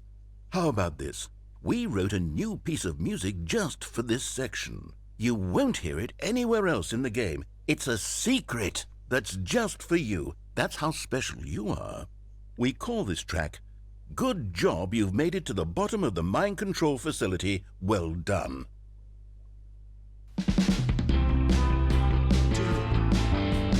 Good job, you did it. Good job. 3, 2, 1. Good job, you made it to the bottom of the mind control facility. You jumped on the catwalk. You should have been careful. You should have been careful. It used to be a bug, but now it's an ending. Now it's an ending. I believe in you. I believe in your ability to cross this barrier and chase your dreams. Railings don't mean anything. Good job, you did it. Good job, you did it. Good job, you did it. Good job, you did it. Good job, you did it. Good job, you did it. Good job, you did it. Good job, you did it. Good job, you did it. Good job, you did it.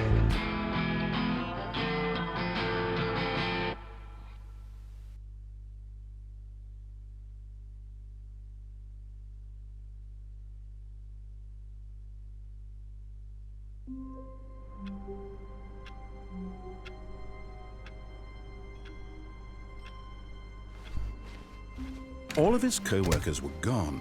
What could it mean? Stanley decided to go to the meeting room. Perhaps he had simply missed a memo.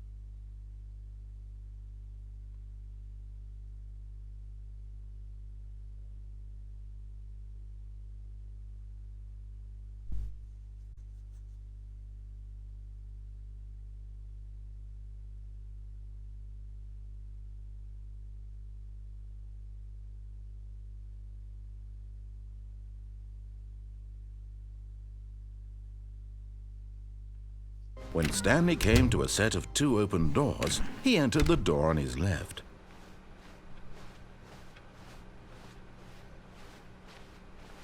Yet there was not a single person here either.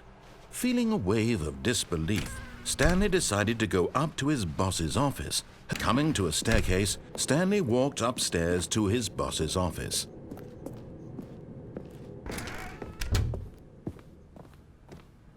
Okay, I think we all know the drill by now. Blah, blah, blah. Dark secrets, the keypad. Stanley pushes some buttons. Oh, hey, look, it's a new passageway. Quelle surprise. Oh yeah, each time we go this way now, it'll get faster, so...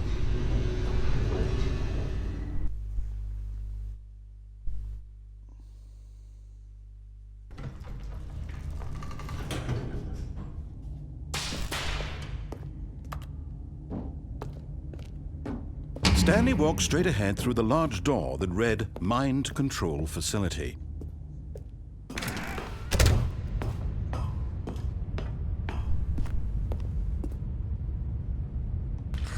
The lights rose on an enormous room packed with television screens. What horrible secret did this place hold? Stanley thought to himself. Did he have the strength to find out? What we're gonna do this time is we're gonna get the Easter egg. Now the monitors jumped to life, their true nature revealed. Each bore the number of an employee in the building, Stanley's co-workers. The lives of so many individuals reduced to images on a screen, and Stanley, one of them, eternally monitored in this place where freedom meant nothing. This mind control facility, it was too horrible to believe. It couldn't be true. Had Stanley really been under someone's control all this time? Was this the only reason he was happy with his boring job? That his emotions had been manipulated to accept it blindly?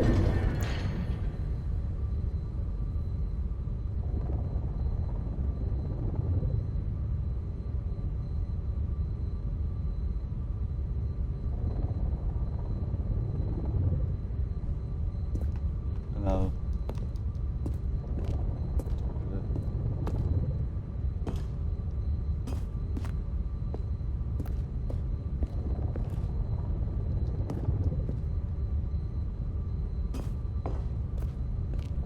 That to be open. That.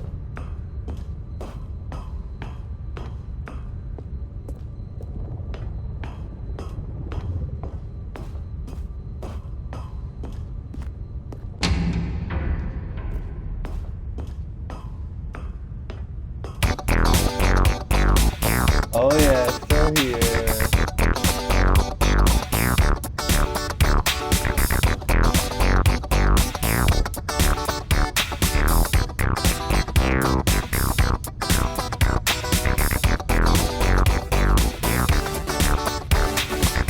No, he refused to believe it. He couldn't accept it. His own life in someone else's control? Never. It was unthinkable, wasn't it? Was it even possible? Had he truly spent his entire life utterly blind to the world?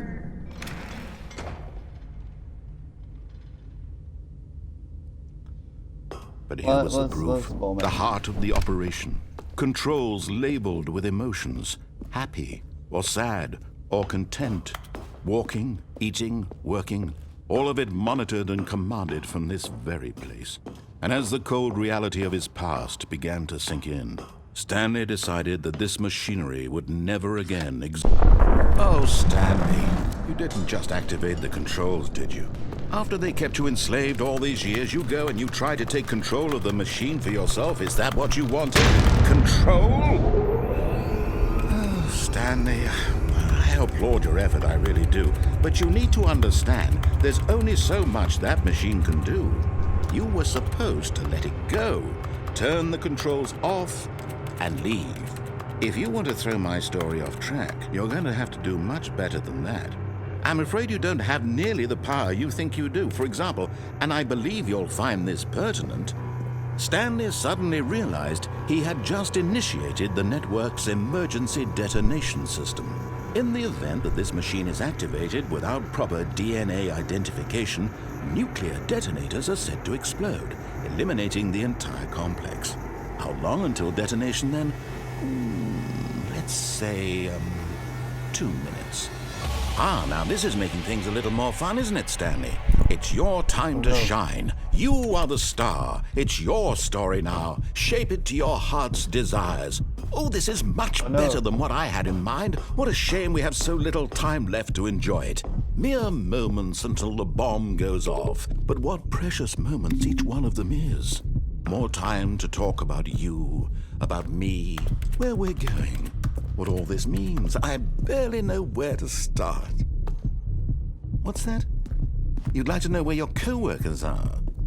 A moment of solace before you're obliterated? All right, I'm in a good mood. You're gonna die anyway. I'll tell you exactly what happened to them. I erased them. I turned off the machine. I set you free. Of course, that was merely in this instance of the story. Sometimes when I tell it, I simply let you sit there in your office forever, pushing buttons endlessly and then dying alone. Other times, I let the office sink into the ground, swallowing everyone inside, or I let it burn to a crisp. I have to say this, though, this version of events has been rather amusing. Watching you try to make sense of everything and take back the control wrested away from you, it's quite rich. I almost hate to see it go. But I'm sure whatever I come up with on the next go-around will be even better. My goodness, only 34 seconds left. But I'm enjoying this so much. You know what? To hell with it. I'm going to put some extra time on the clock, why not? These are precious additional seconds, Stanley. Time doesn't grow on trees. Oh dear me, what's the matter, Stanley? Is it that you have no idea where you're going or what you're supposed to be doing right now? Or did you just assume when you saw that timer that something in this room was capable of turning it off? I mean, look at you. Running from button to button, screen to screen, clicking on every little thing in this room. These numbered buttons, no, these colored ones. Or maybe this big red button, or this door. Everything, anything, something here will save me. Why would you think that, Stanley? That this video game can be beaten? Won? Solved? Do you have any idea what your purpose in this place is? Stanley, you're in for quite a disappointment. But here's a spoiler for you. That timer isn't a catalyst to keep the action moving along. It's just seconds ticking away to your death. You're only still playing instead of watching a cutscene because I want to watch you for every moment that you're powerless. To see you made humble. This is not a challenge. It's a tragedy. You wanted to control this world, that's fine. But I'm going to destroy it first, so you can't. Take a look at the clock, Stanley. That's 30 seconds you have left to struggle. 30 seconds until a big boom and then nothing. No ending here, just you being blown to pieces. Will you cling desperately to your frail life, or will you let it go peacefully? Another choice. Make it count. Or don't. It's all the same to me, all a part of the joke. And believe me, I will be laughing at every second of your inevitable life from the moment we fade in until the moment I say, happily ever up.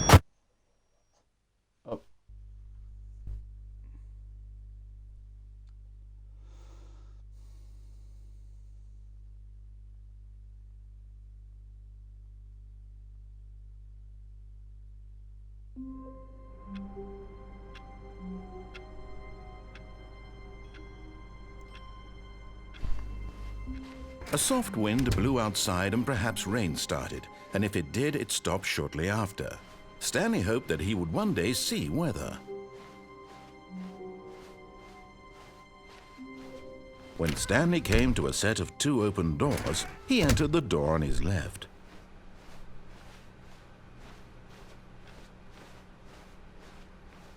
Yet there was not a single person here either. Feeling a wave of disbelief, Stanley decided to go up to his boss's office. Coming to a staircase, Stanley walked upstairs to his boss's office.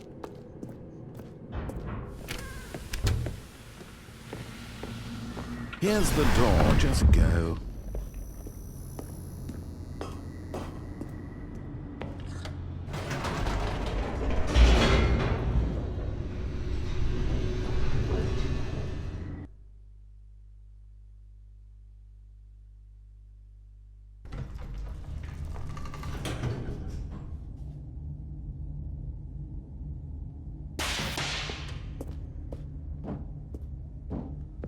Stanley walked straight ahead through the large door that read Mind Control Facility.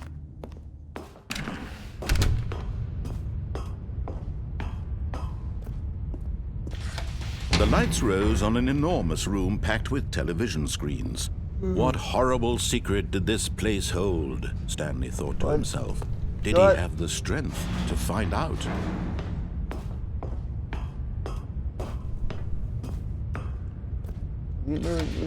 Now the monitors jumped to life, their true nature revealed. Each bore the number of an employee in the building, Stanley's co-workers. The lives of so many individuals reduced to images on a screen, and Stanley, one of them, eternally monitored in this place where freedom meant nothing.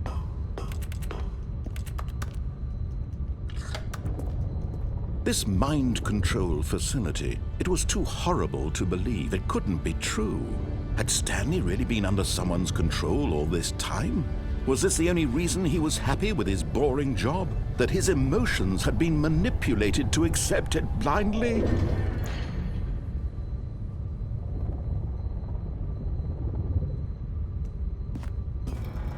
No, he refused to believe it. He couldn't accept it. His own life in someone else's control? Never! It was unthinkable, wasn't it? Was it even possible? Had he truly spent his entire life utterly blind to the world? But here was the proof. The heart of the operation. Controls labeled with emotions. Happy, or sad, or content. Walking, eating, working. All of it monitored and commanded from this very place. And as the cold reality of his past began to sink in, Stanley decided that this machinery...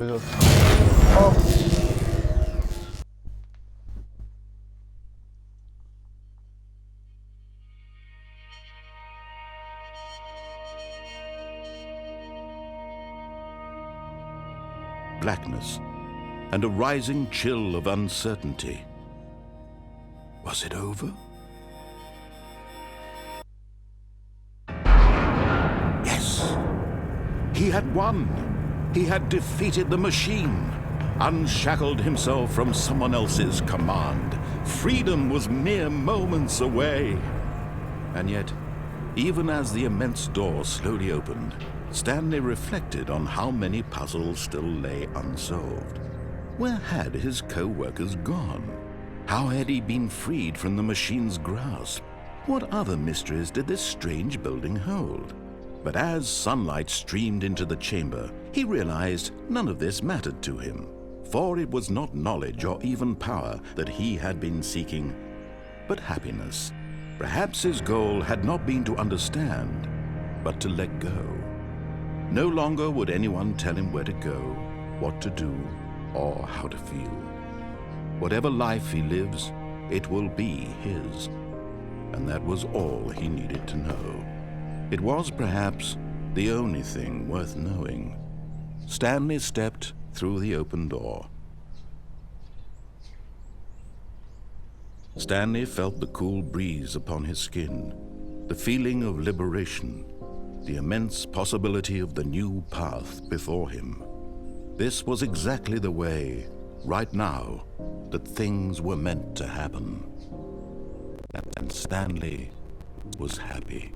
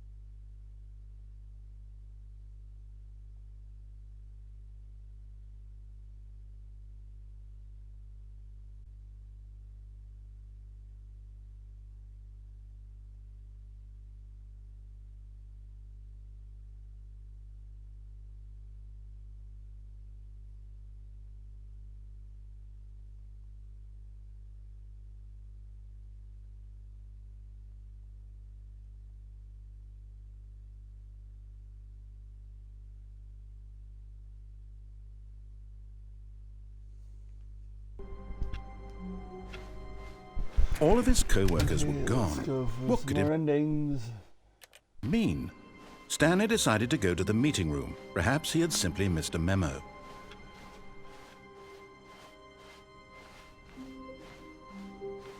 When Stanley came to a set of 2 open doors, he entered the door on his left.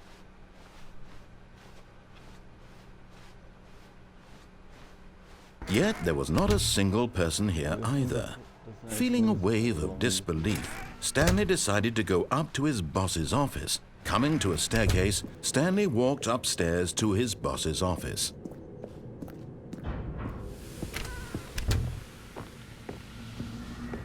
Here's the door, just go.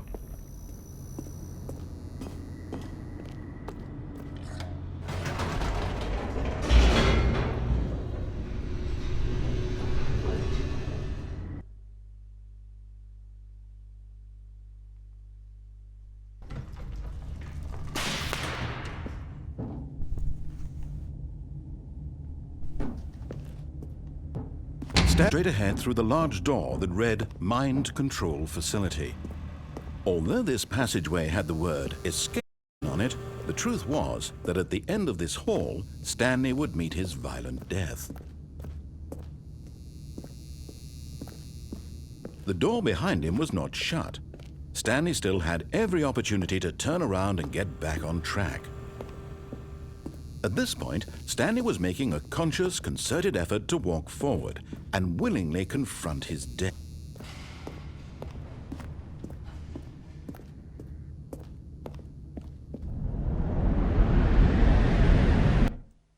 Oh no, I fell.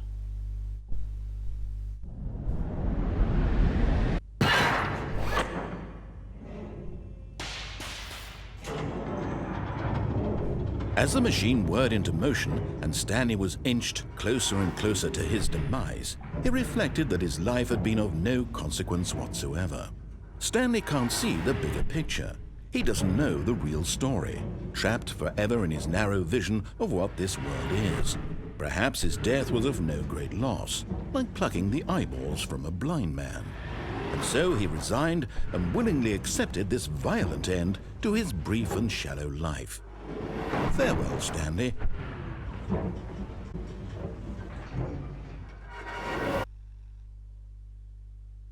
Farewell, Stanley, cried the narrator, as Stanley was led helplessly into the enormous metal jaws. In a single visceral instant, Stanley was obliterated as the machine crushed every bone in his body, killing him instantly.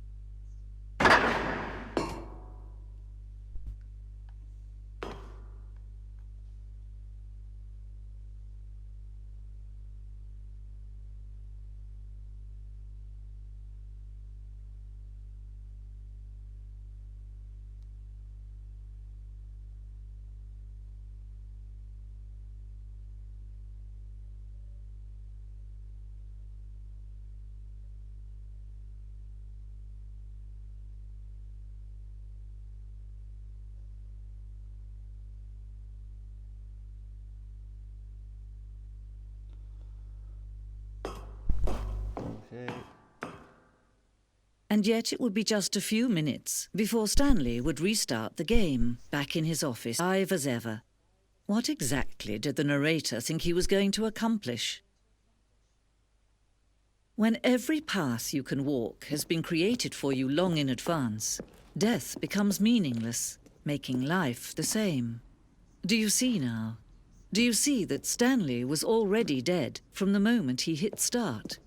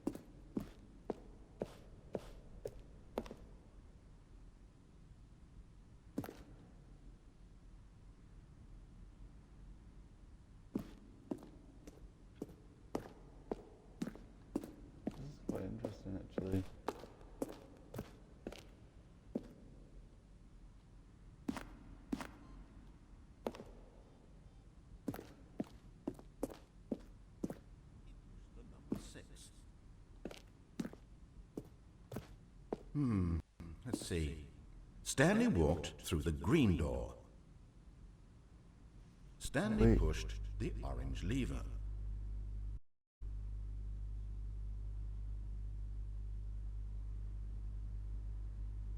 Oh, for crying... Is this that other building? Stanley walked over the bridge.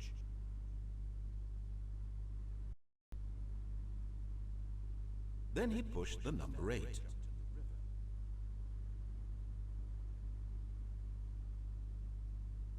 Stanley stood on the snow. Still nothing? I don't know. Well, in that case, I'll tell you what, you win. Congratulations. You did it. I know you put in a lot of hard work, and it really paid off, so good job. Sweet, some extra narrator dialogue.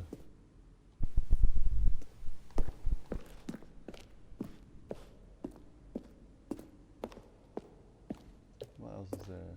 That's credits.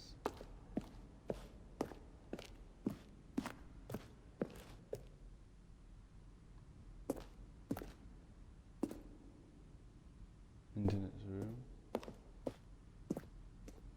Photocopier.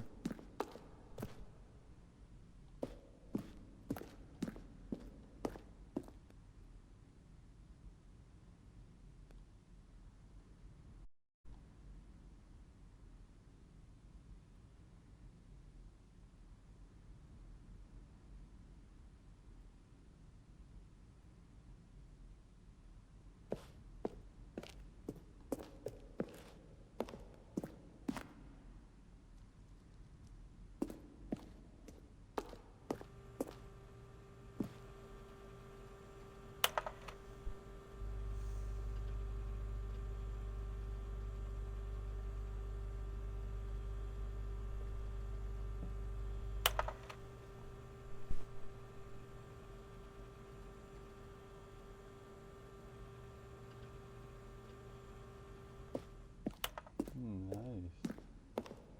Oh, what's this one? What's over here? The cargo lift.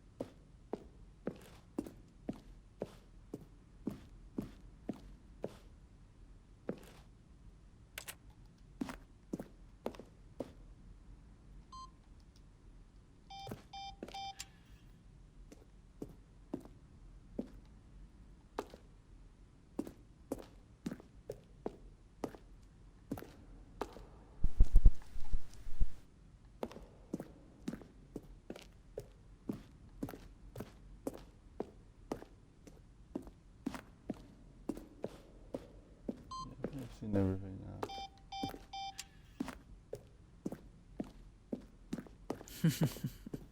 Oh, look at these two. How they wish to destroy one another. How they wish to control one another.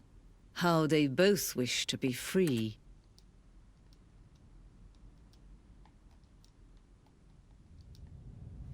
Can you see? Can you see how much they need one another? No, perhaps not. Sometimes these things cannot be seen. But listen to me. You can still save these two. You can stop the program before they both fail. Turn off your Xbox. There's no other way to beat this game. As long as you move forward, you'll be walking someone else. Stop now and it'll be your only true choice. Whatever you do, choose it. Don't let time choose for you. Don't let...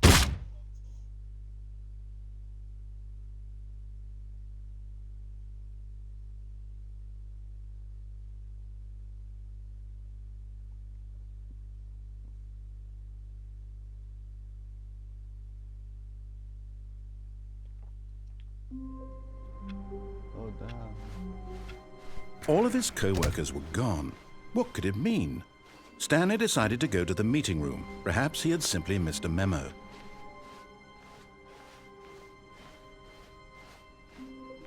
When Stanley came to a set of 2 open doors, he entered the door on his left. Endings left.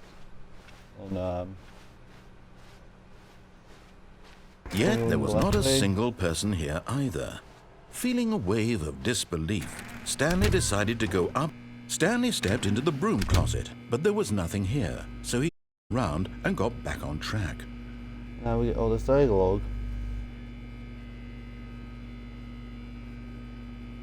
There was nothing here. No choice to make, no path to follow, just an empty broom closet. No reason to still be here.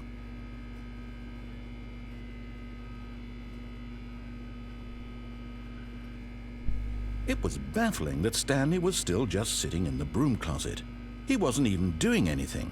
At least if there was something to interact with, he'd be justified in some way. As it is, he's literally just standing there doing sweet FA.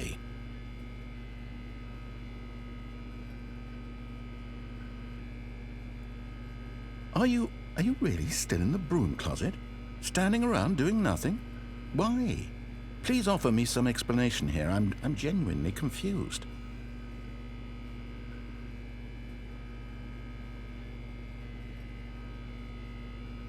You do realize there's no choice or anything in here, right?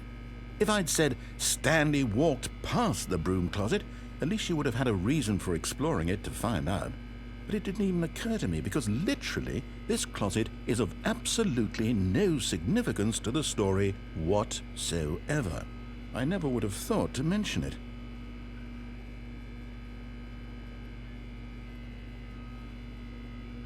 Maybe to you this is somehow its own branching path. Maybe when you go talk about this with your friend you'll say, "Oh, did you get the broom closet ending? The broom closet ending was my favorite." I hope your friends find this concerning.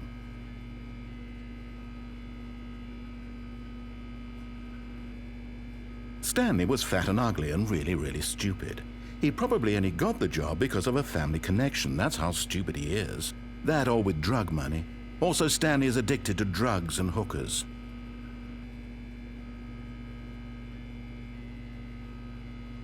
Well, I've come to a very definite conclusion about what's going on right now. You're dead. You got to this broom closet, explored it a bit, and were just about to leave because there's nothing here, when a physical malady of some sort shut down your central nervous system and you collapsed in front of your screen. Well, in a situation like this, the responsible thing is to alert someone nearby so as to ensure that your body is taken care of before it begins to decompose. Hello? Anyone who happens to be nearby? The person at this computer is dead. They have fallen prey to any number of your countless human physiological vulnerabilities. It's indicative of the long-term sustainability of your species. Please remove their corpse from the area and instruct another human to take their place, making sure they understand basic first-person video game mechanics and filling them in on the history of narrative tropes in video gaming, so that the irony and insightful commentary of this game is not lost on them. All right, when you've done that, just step out into the hallway. Ah, second player. It's good to have you on board. I guarantee you can't do any worse than the person who came before you.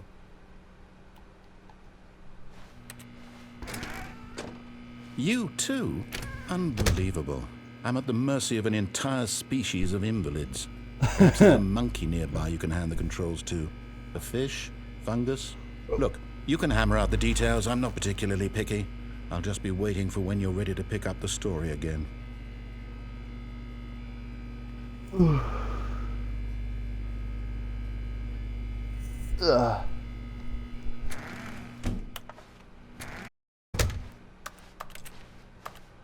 Coming to a staircase, Stanley walked upstairs to his boss's office.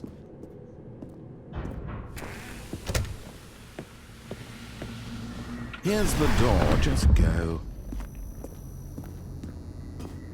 Right, now...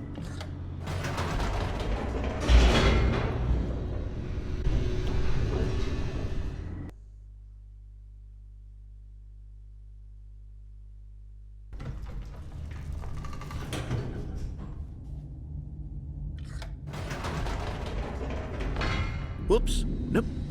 Never mind. Stanley actually got back into the elevator and went back up. Silly me. Why did Stanley knew that it would just lead back to his boss's office? Well, that's a great question. I just can't wait to find out.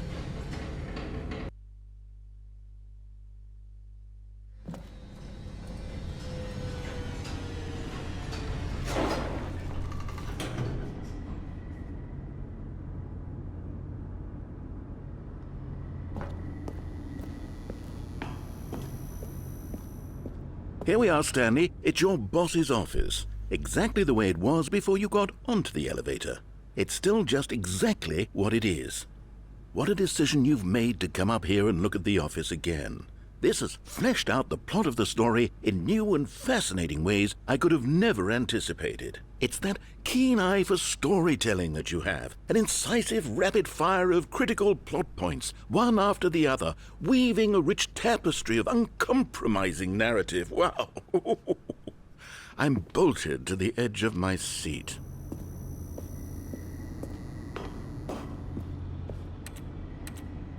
Incredible. Now he's getting back into the elevator and going down again. Ladies and gentlemen, how does he keep coming up with all of this?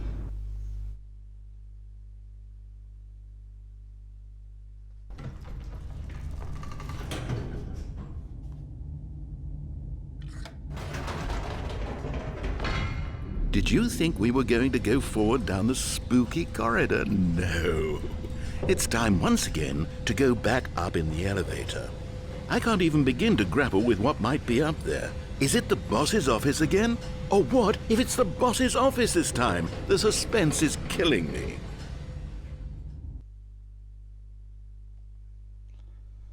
Oh, is it the boss's office? Only one way to find out.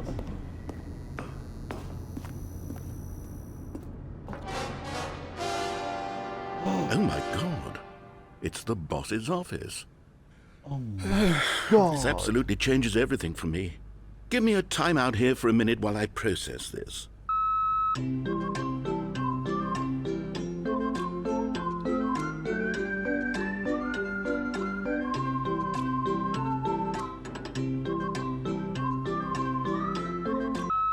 Okay, I'm ready. I'm prepared to embrace this stunning revelation and to move forward with... No! No, wait! No! I need more time to process.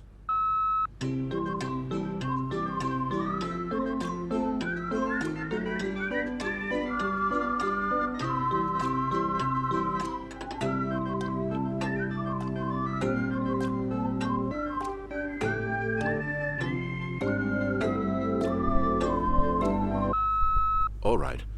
I have fully come to terms with it. I have made space in my worldview for this astonishing new reality. As before, I turn to your expert eye for gripping narrative, Master Stanley. 8.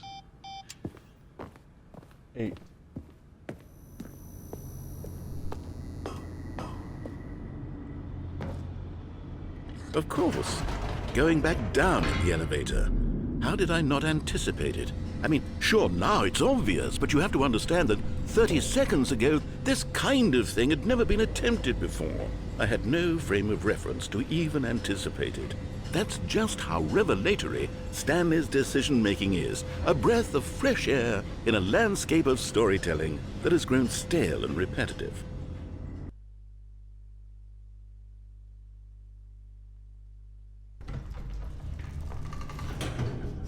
Okay, now.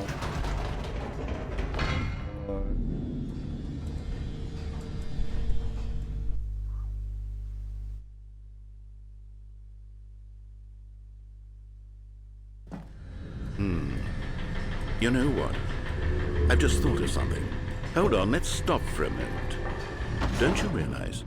It's the anticipation, Stanley. You and I, we have no way of knowing what will be at the top of this elevator. But the suspense, the agony of waiting and anticipating and having to guess, that's the real thrill.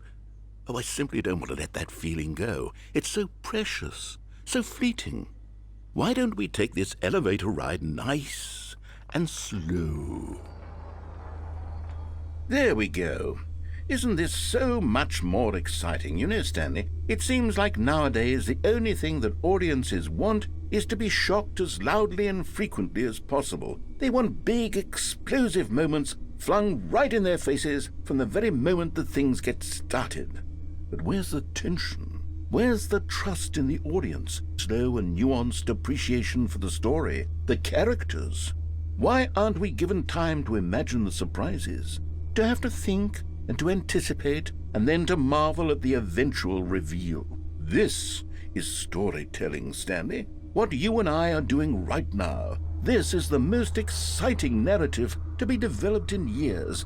And it's really all because of you. You're the one who took this bold step of revisiting the exact same locations over and over. Truly, I mean it. This is unique and different. It's not like anything else out there. You see, I want stories that surprise me, Stanley. I want to have to think.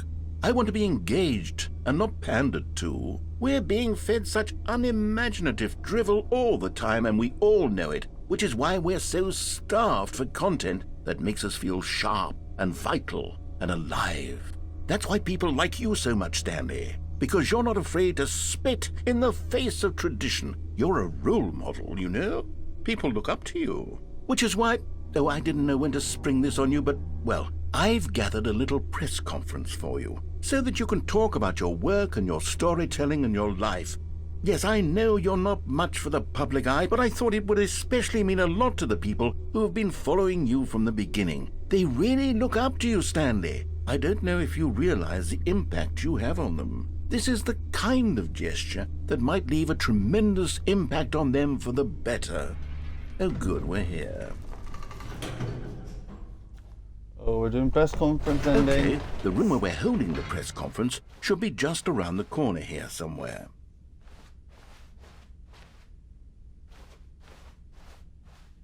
Ah, yes, here it is, just through this door.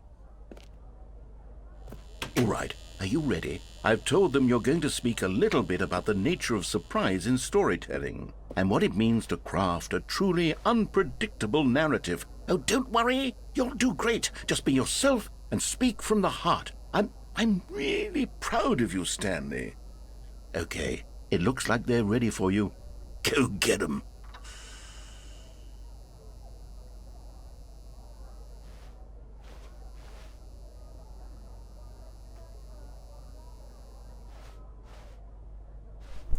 All these little, like,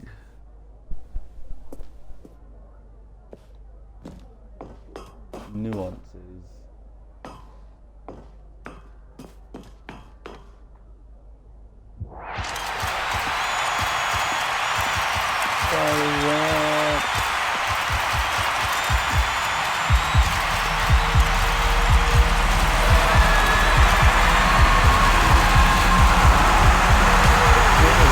Oh my god, you don't even have animations.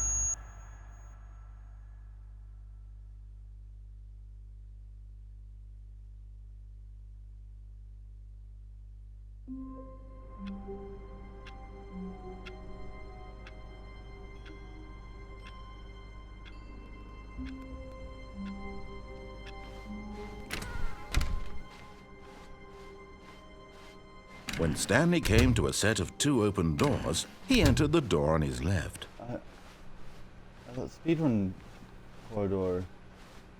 Yet there was not a single person here either. Feeling a wave of disbelief, Stanley decided to go up to his boss's office, hoping he might find an answer there.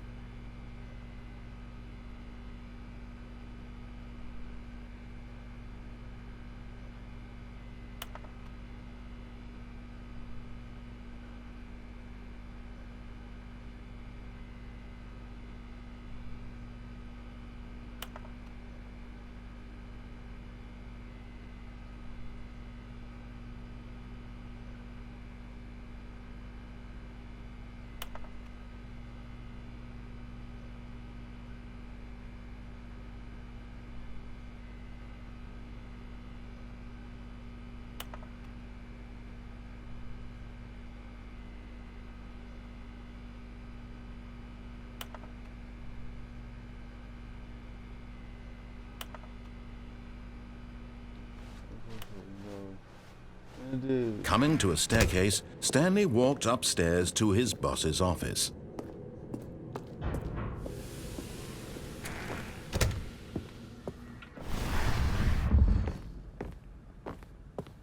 Here's the door. Oh my god. It still works even though I've got speedrun.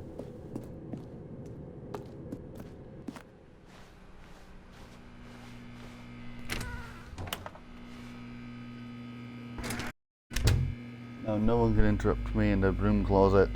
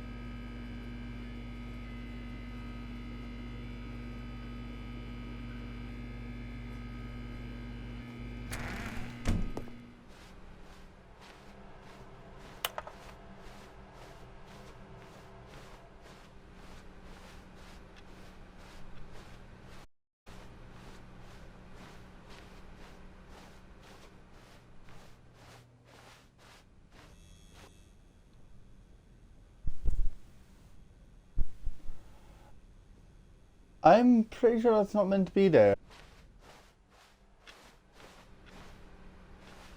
Oh, that's oh.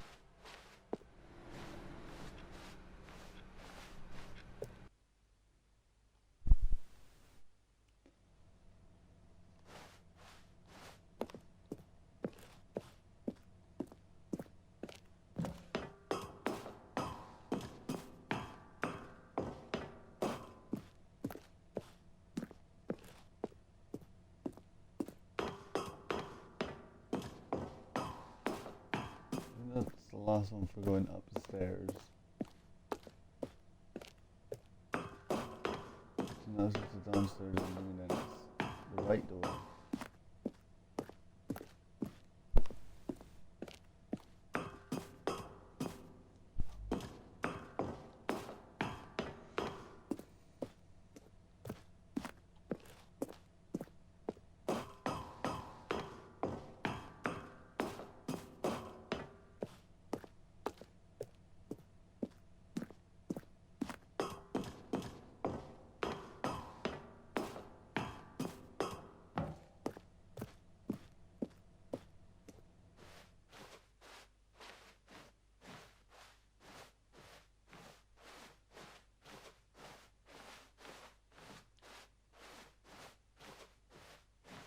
There's the escape pod.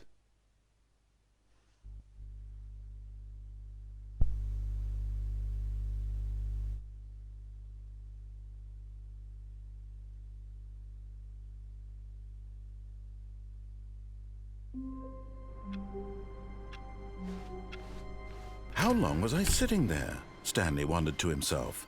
Minutes? Days? Centuries? Did something crucial happen while my senses were turned? He made a note to be more careful with time from now on. When Stanley came to a set of 2 open doors, he entered the door on his left.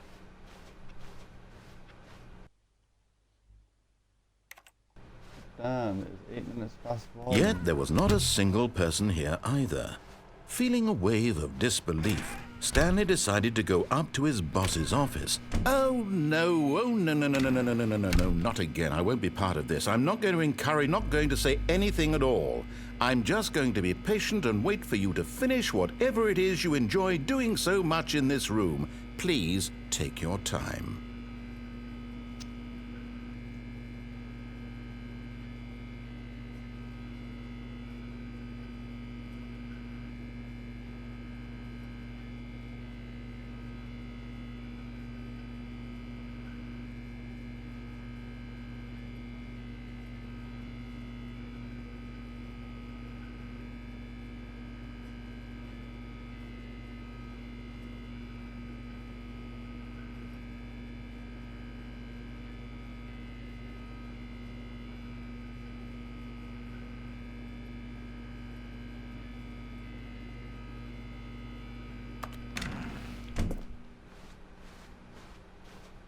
Coming to a staircase, Stanley walked upstairs to his boss's office. But Stanley just couldn't do it. He considered the possibility of facing his boss. Admitting he had left his post during work hours, he might be fired for that. And in such a competitive economy, why had he taken that risk? All because he believed everyone had vanished? His boss would think he was crazy. And then something occurred to Stanley. Maybe, he thought to himself, maybe I am crazy. All of my co-workers blinking mysteriously out of existence in a single moment for no reason at all. None of it made any logical sense. And as Stanley pondered this, he began to make other strange observations. For example, why couldn't he see his feet when he looked down? Why did doors close automatically behind him wherever he went?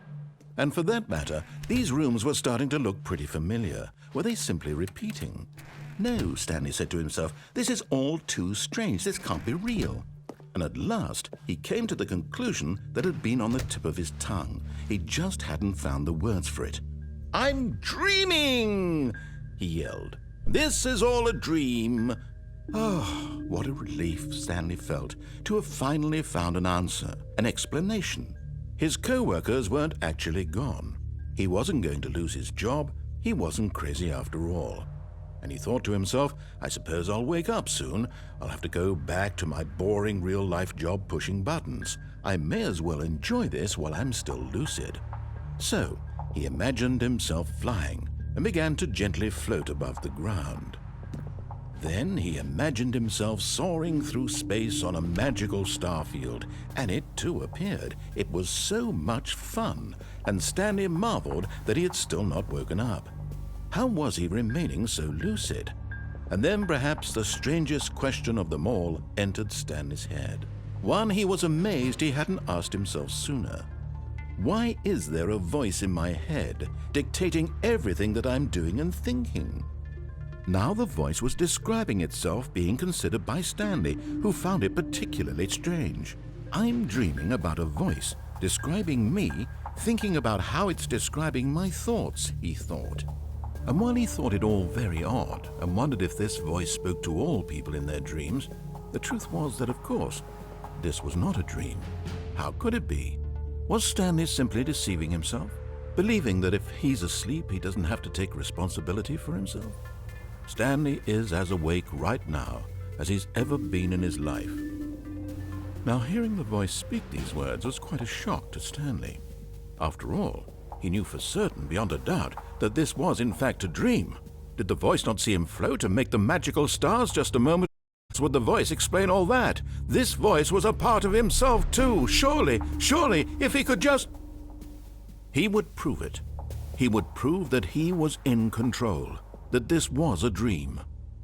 So he closed his eyes gently, and he invited himself to wake up. He felt the cool weight of the blanket on his skin, the press of the mattress on his back, the fresh air of a world outside this one. Let me wake up, he thought to himself. I'm through with this dream. I wish it to be over. Let me go back to my job. Let me continue pushing the buttons. Please, it's all I want. I want my apartment, and my wife, and my job. All I want is my life exactly the way it's always been. My life is normal. I am normal. Everything will be fine. I am okay. And then he wakes up in the same place. Stanley began screaming. Please, someone, wake me up. My name is Stanley. I have a boss. I have an office. I am real. Please, just someone tell me I am real. I must be real. I must be. Can anyone hear my voice? Who am I? Who am I? And everything went black. Oh. And everything went black. This is the story of a woman named Mariella. Mariella woke up on a day like any other. She arose, got dressed, gathered her belongings, and walked to her place of work. But on this particular day, her walk was interrupted by the body of a man who had stumbled through town talking and screaming to himself, and then collapsed dead on the sidewalk. And although she would soon turn to go call for an ambulance, for just a few brief moments, she considered the strange man. He was obviously crazy. This much she knew. Everyone knows what crazy people look like. And in that moment, she thought to herself how lucky she was to be normal. I am sane. I am in control of my mind. I know what is real and what isn't. It was comforting to think this, and in a certain way, seeing this man made her feel better. But then she remembered the meeting she had scheduled for that day, the very important people whose impressions of her would affect her career, and by extension, the rest of her life. She had no time for this, so it was only a moment that she stood there, staring down at the body. And then she turned and ran.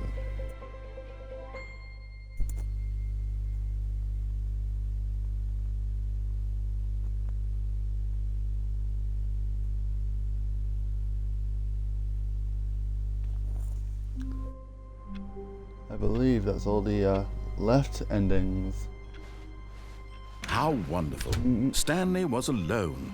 Finally. This is great, he thought to himself. This is what I've wanted all along. I got what I wanted.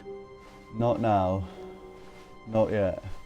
When Stanley came to a set of 2 open doors, this was not the correct way to the meeting room, and Stanley knew it perfectly well. Perhaps he wanted to stop by the employee lounge first, just to admire it. Just admire it. Right, we're going to start by doing like... Yes, truly a room worth admiring. But eager to get back to business, Stanley took the first open door on his the last left. ending will probably get his confusion ending. Stanley was so bad at following directions, it's incredible he wasn't fired years ago. Look, Stanley, I think perhaps we've gotten off on the wrong foot here. I'm not your enemy, really, I'm not.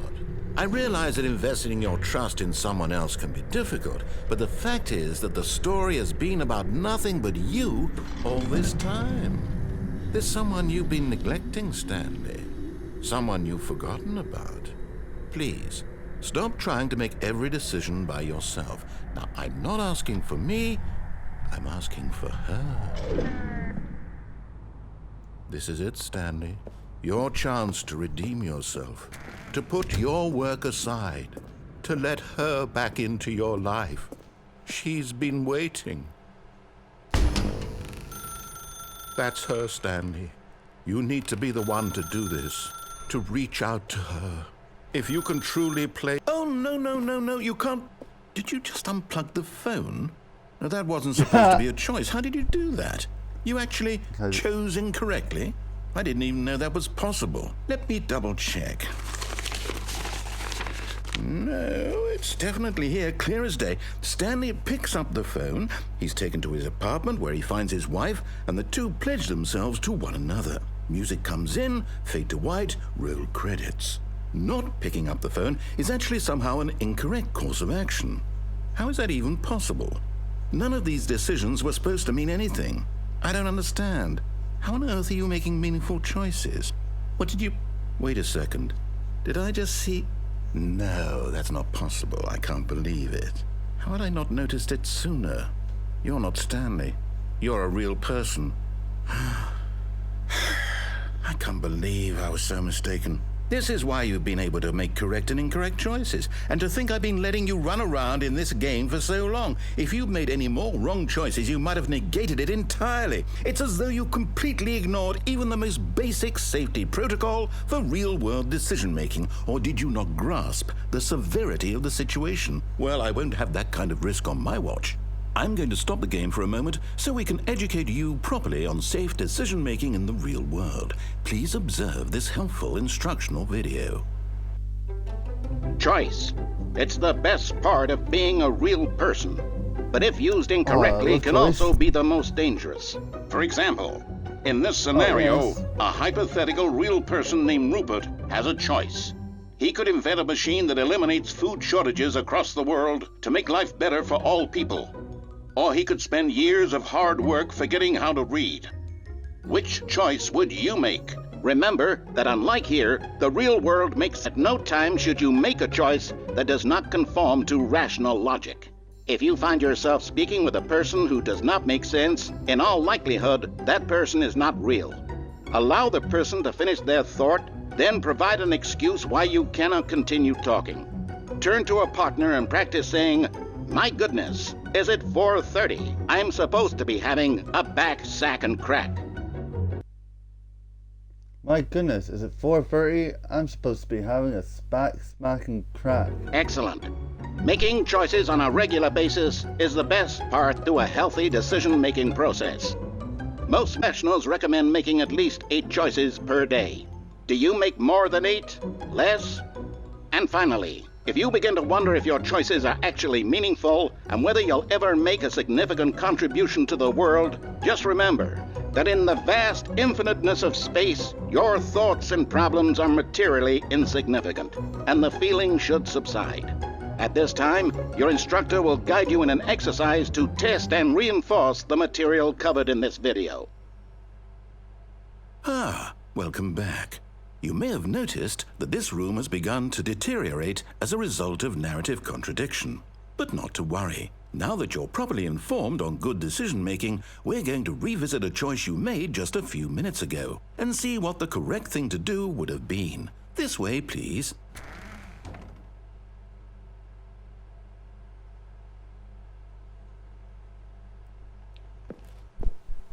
Oh my. Oh no.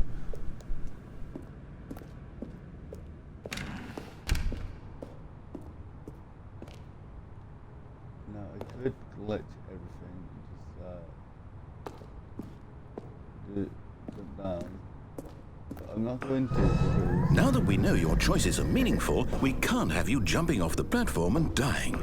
Imagine the main character dying senselessly halfway through the story. That story would make no sense at all. We just need to get you home as soon as possible before the narrative contradiction gets any worse. Unfortunately, it seems this place is not well equipped to deal with reality.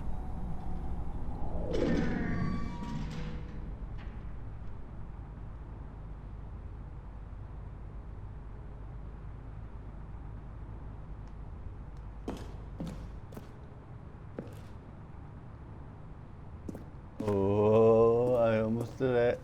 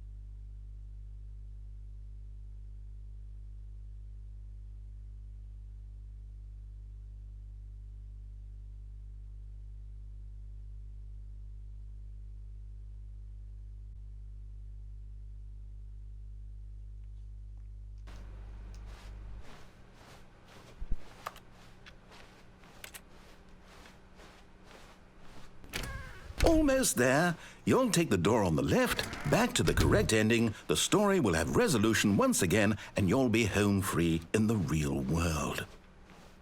Will I? Now remember, all you need to do is behave exactly as Stanley would. That means choosing responsibly and story first. I'm quite sure you'll be up to the task. Just follow my lead and you'll be fine. All right. When Stanley came to a set of 2 open doors, he entered the door on his left. No! Why did you do that? Quickly, hurry back in the other direction. Perhaps we're not too late.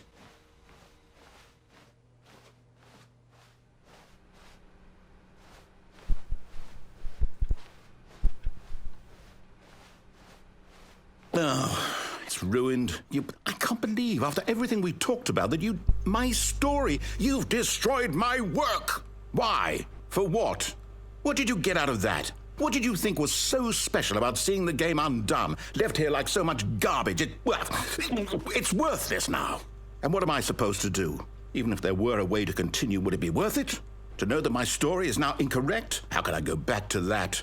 I can't erase that knowledge. I'll have to live with it forever, reliving its impossibility forever. I couldn't live that way. Is it better to shut the game down entirely? To willingly destroy all of my work? I don't know. What's the answer? What do I do? What do I do? What do I... No, I have to. I have to shut the game down. I have to. I have to.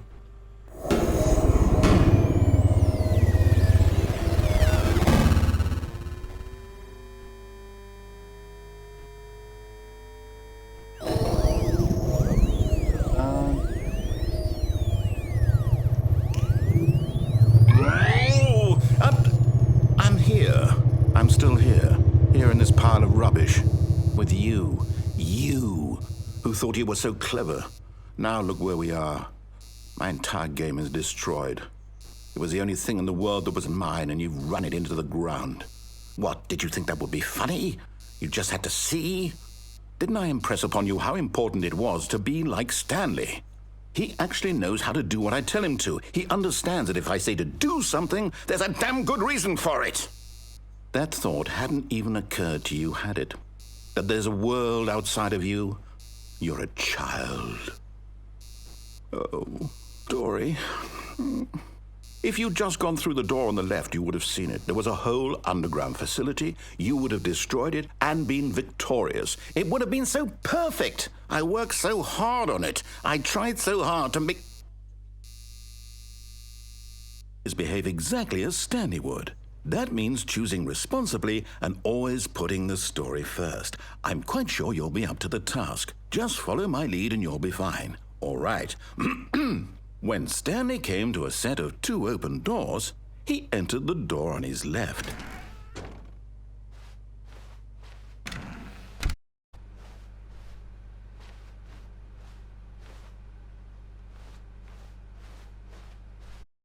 Yet there was not a single person here either. Feeling a wave of disbelief, Stanley decided to go up to his boss's office, hoping he might find an answer there. No.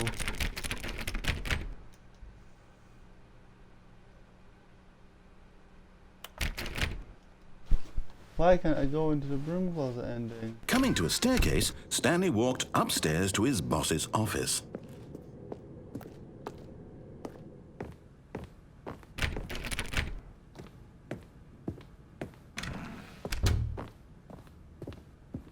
Stepping inside his manager's office, Stanley was once again stunned to discover not an indication of any human life. Shocked, unraveled, Stanley wondered in disbelief who orchestrated this, until he saw the door with a voice receiver next to it. Surely behind this door lay all the answers to his questions. And beyond all probability, he knew the passcode. He had seen it on his boss's computer just last week. Nightshark 115. Was this the code to open the door? Would it still work? There was only one way to find out. Stanley had been trained never to speak up, but now he would draw from within himself the courage to face the unknown. He drew a sharp breath and then spoke the code.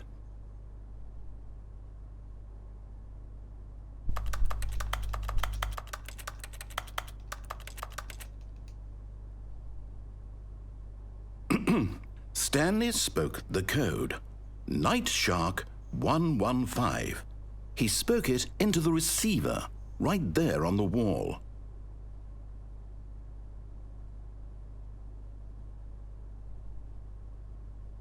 I'm sorry, is there a problem?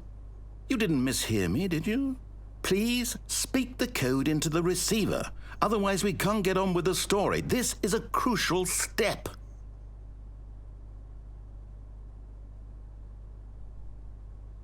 Okay, fine, you're not going to do it, but you know what? It's pretty humiliating to bring you this far, only for you to suddenly decide you have better things to do. I asked you for this one single thing, for your respect. The kind of respect Stanley shows for his choices. He knows what it means to take a story seriously. If you didn't want to see what I had to show you, then why did you come here? You had a choice, you know. You could have gone through the door on the right. You could have done whatever the hell you wanted over there. Why did you come this way? Speak. Say something to me. Explain yourself, you coward. You... When Stanley came to a set of 2 open doors, he entered the door on his left. Stanley? Hello? Are you... Is everything okay? Stanley, please. I need you to make a choice. I need you to walk through the door. Are you listening to me? Can you hear me? Is everything all right? Credits. Stanley, this is important. The story needs you. It needs you to make a decision. It cannot exist without you. Do you understand me? Whatever choice you make is just fine. They're both correct. You cannot be wrong here. We can work together. I'll accept whatever you do. I simply need you to take that step forward, please. Choose. Do something. Anything. This is more important than you can ever know.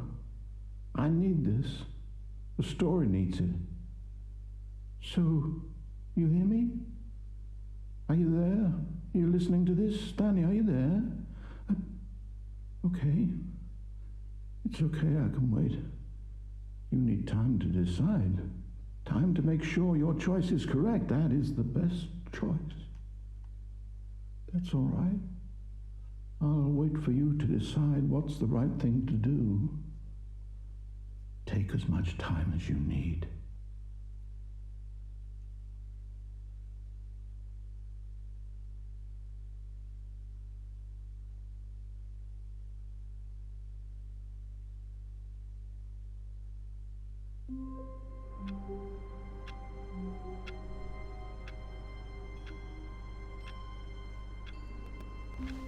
Okay, let's go. All of his co-workers were gone.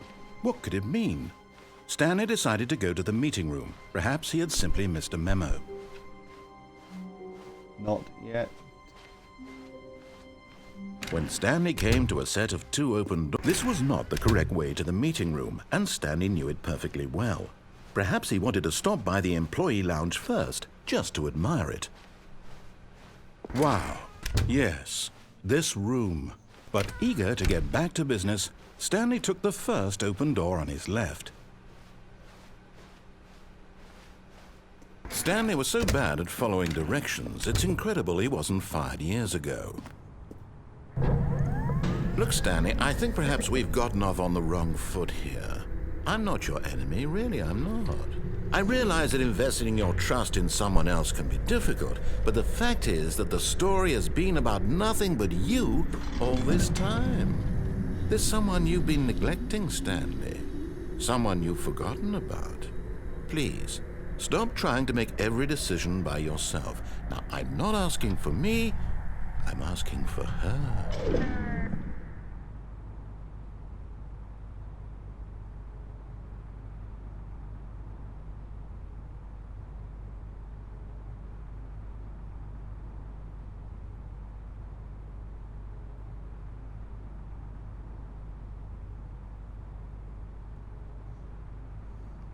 This is it, Stanley.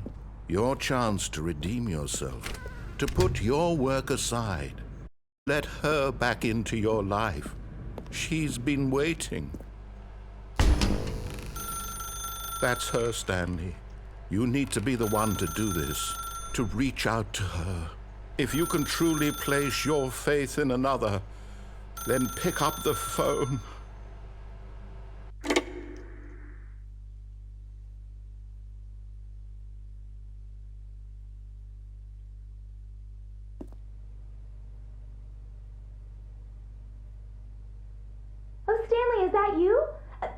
sweetie. Sorry to keep you waiting. I'm just pulling the bread out of the oven.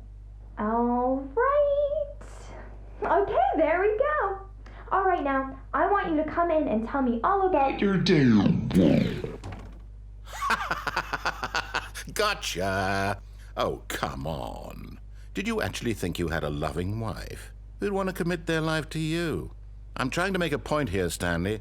I'm trying to get you to see something. Come inside. Let me show you what's really going on here.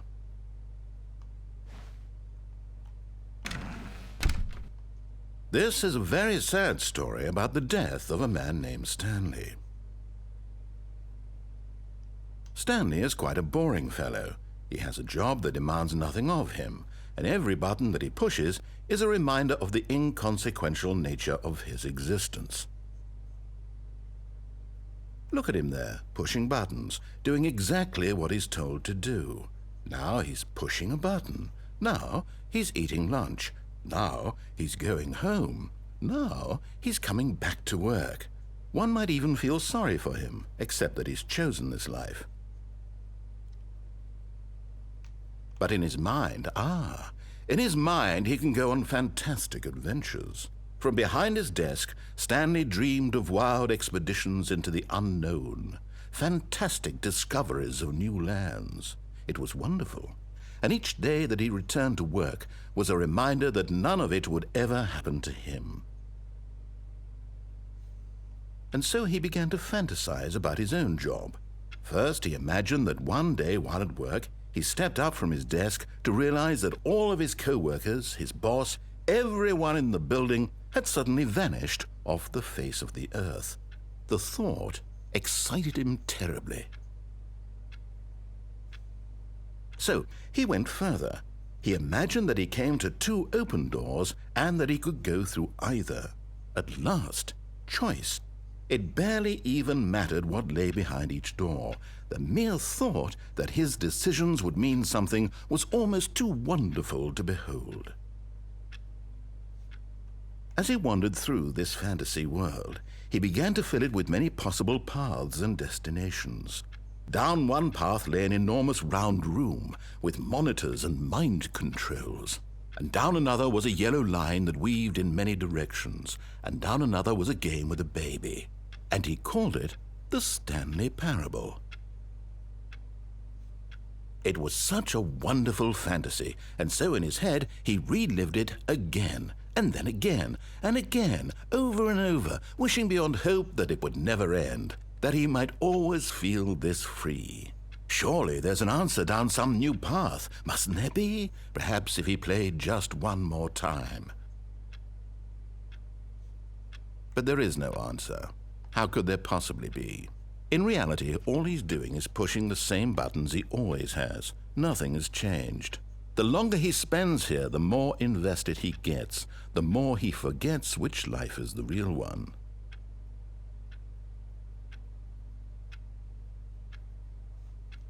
And I'm trying to tell him this, that in this world he can never be anything but an observer, that as long as he remains here, he's slowly killing himself. But he won't listen to me. He won't stop. Here, watch this. Stanley, the next time the screen asks you to push a button, do not do it.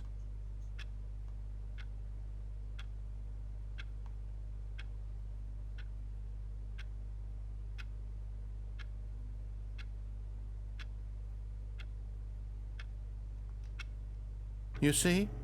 Can he just not hear me?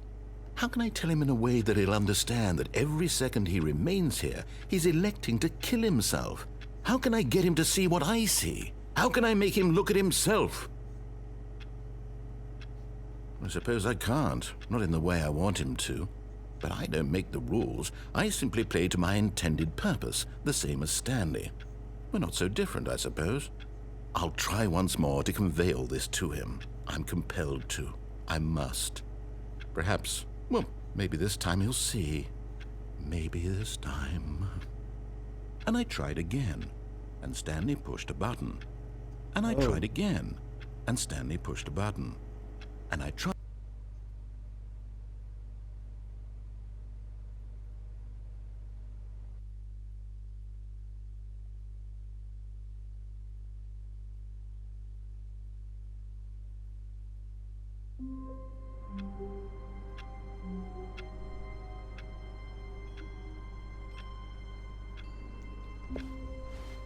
All of his co-workers were gone.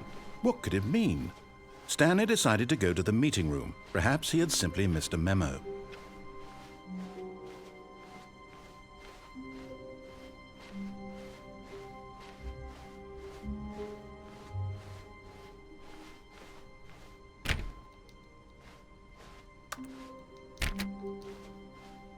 Why is this getting longer? When Stanley came to a set of 2 open doors, this was not the correct way to the meeting room, and Stanley knew it perfectly well. Perhaps he wanted to stop by the employee lounge first, just to admire it. The lounge was sublime, a work of art. But eager to get back to business, Stanley took the first open door on his left. Right, I think it's now time we do... Stanley was so bad at following directions, it's incredible he wasn't fired years ago. Look, Stanley, I think perhaps we've gotten off on the wrong foot here. I'm not your enemy, really, I'm not. I realize that investing your trust in someone else can be difficult, but the fact is that the story has been about nothing but you all this... What? Really? Let's do it. I was in the middle of something. Do you have zero consideration for others? Are you that convinced that I want something bad to happen to you? Why, I don't know how to convince you of this, but I really do want to help you, to show you something beautiful. Look, let me prove it. Let me prove that I'm on your side. Give me a chance. Now listen carefully, this is important. Stanley walked through the red door. Aha, perhaps you misunderstood. Stanley walked through the red door. I still don't think we're communicating properly.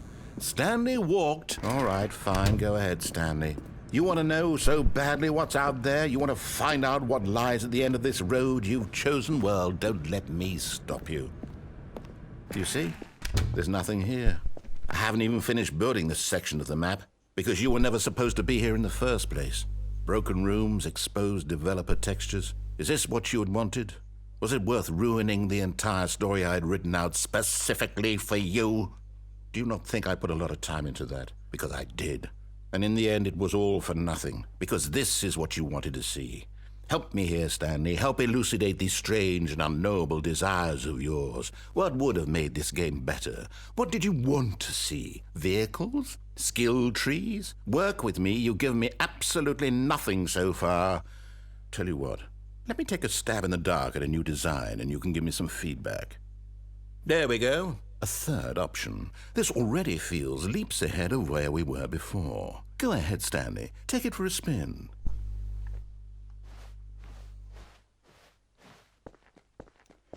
Okay, I'm going to stop you there. Now, tell me about your experience with this new version. Would you say that the game benefited from allowing you more choices? Feel free to be honest. I'm looking for some real critical feedback here. Aha! You see, I knew I was onto something. Where do these flashes of inspiration come from? How did I know the game needed a third door? Well, it's instinct mostly, a calling in your gut. I really couldn't say where the idea came from, except that I felt it in my soul. You can't teach that, Stanley. Don't even try. Here, based on the data from your previous playthrough, I've compiled a new version. And to be perfectly candid, I think I've knocked it out of the park with this one. Let's take a look. Oh, we got a leaderboard, which I'm not caring about, so we're going to the leaderboard. Now, would you say that competitive leaderboard helped you feel motivated to keep walking through doors? Again, honest answers, please. Hey, I nearly forgot. I've got a prototype of a new game I've been working on, and now would be a lovely opportunity to give it some playtesting. You wouldn't mind taking a look at it, would you? Perfect. Let me boot it up. In this game, the baby crawls left towards danger. You click the button to move him back to the right, and if he reaches the fire, you fail. It's a very meaningful game, all about the desperation and tedium of endlessly confronting the demands of family life. I think the art world will really take notice. But of course, the message of the game only becomes clear once you've been playing it for about 4 hours. So why don't you give it 4 hours of play to make sure it's effective? Be sure to keep notes on your experience.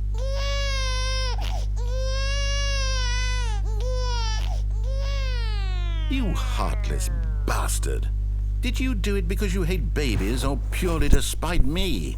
Because if it's the latter, well, I don't know what to do. I'm completely out of ideas. I can't think of a single thing that might improve the experience for me.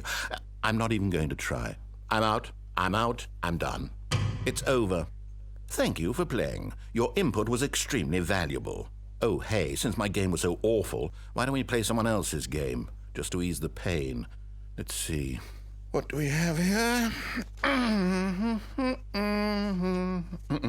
Yes, this seems like it'll work. Let's give it a shot.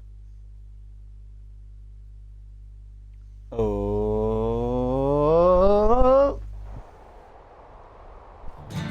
Aha! Fascinating. What do you think this game is about, Stanley? What's our backstory? What is our motivation?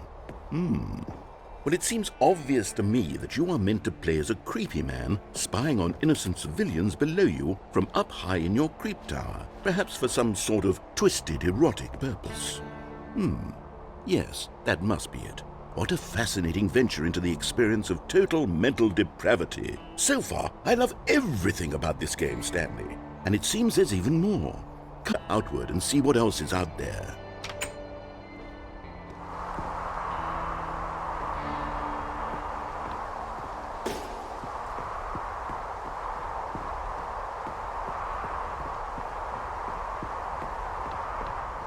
Oh, no. No, it can't be. It is. It's an open world game. Good God, quickly, block it off. Oh, thank goodness, Stanley. What a close call. You nearly wandered off into that thing. That big, open, just wandering around, no right or wrong directions, no path to follow. You can just go in any... Oh, thank heavens we avoided it. We're out of the woods now, Stanley. Okay, I'm going to get us out of here. Let's find another game. Preferably something with walls. Something with nice, big, insurmountable walls. Okay, I think this will be just the thing.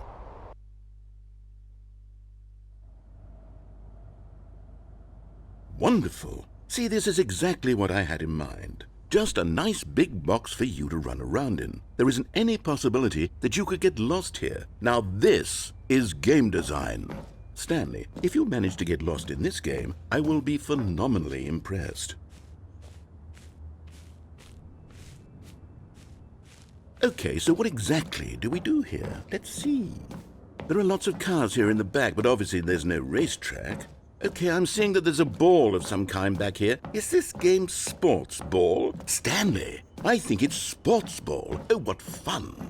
We shall run the bases and do a touchdown together? Yes, I think surely we must.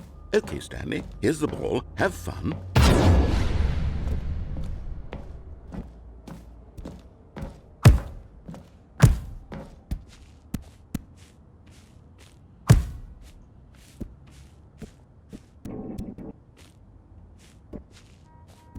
Are you doing it?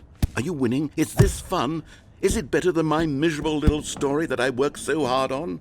Stanley, I have a thought, and I realize I'm not a sportsologist, but if one ball generates a certain amount of raw adrenal pleasure, then surely... Hold on. What are you doing? I fell. Oh no.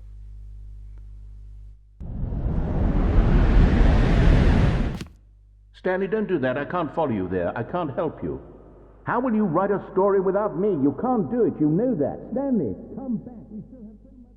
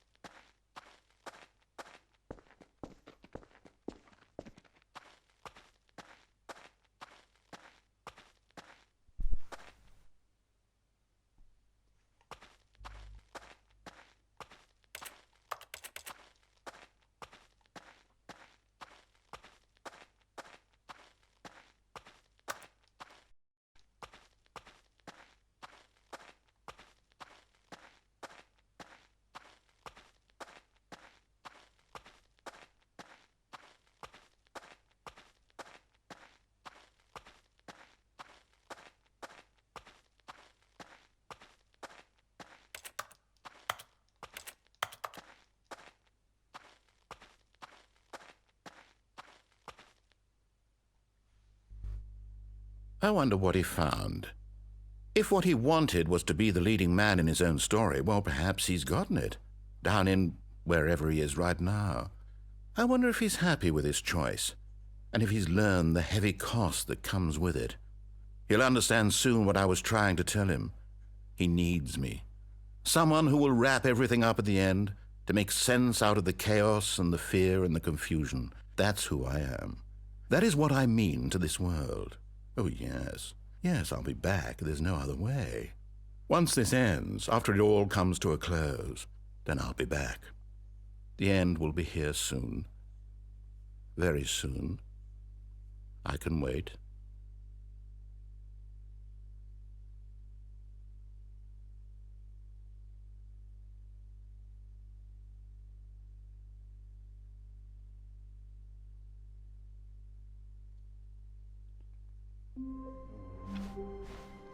All of his co-workers were gone. What could it mean? Stanley decided to go to the meeting room. Perhaps he had simply missed a memo.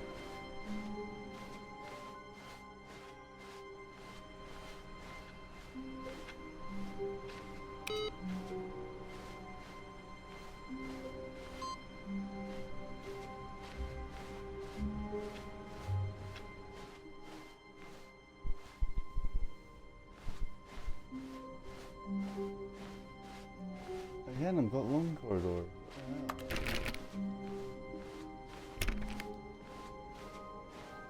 When Stanley came to a set of 2 open doors, this was not the correct way to the meeting room, and Stanley knew it perfectly well.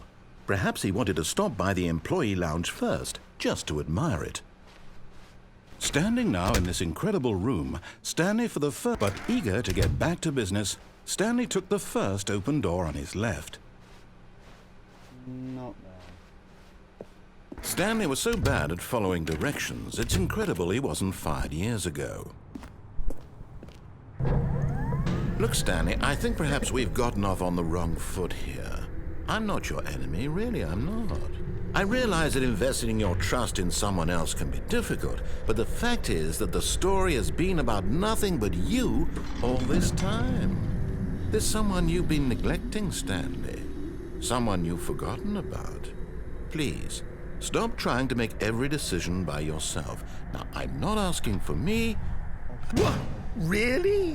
I was in the middle of something. Do you have zero consideration for others? Are you that convinced that I want something bad to happen to you? Why, I don't know how to convince you of this, but I really do want to help you, to show you something beautiful. Look, let me prove it, that I'm on your side. Give me a chance. Now listen carefully, this is important. Through the red door. Oh, thank God you are willing to listen to me. Do you see that I really have wanted you to be happy all this time? The problem is all these choices. The two of us always trying to get somewhere that isn't here. Running and running and running, just the way you're doing right now. Don't you see that it's killing us, Stanley? I wanted to stop. We would both be so much happier if we just stopped. And I think I have a solution. Here, let me show you.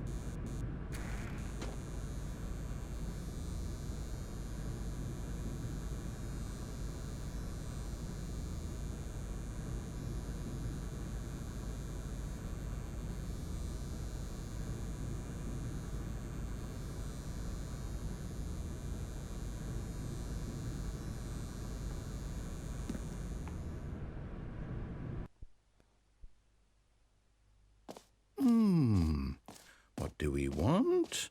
What are we looking for? Here. Yes. Oh, it's beautiful, isn't it? Yeah, it's pretty beautiful. What's on no, here? Wait. Where are you going? Oh, yes. Oh, no. Stay away from those stairs. If you hurt yourself, if you die, the game will reset. We'll lose all of this. Please, no, Stanley, let me stay here. Don't take this from me. Please, Stanley. No! Oh, thank God. No. No, what are you doing, Stanley? Please, I'm asking you not to take this away from me. I can't go back to what I was before. If you die, we'll both go back. Why are you doing this?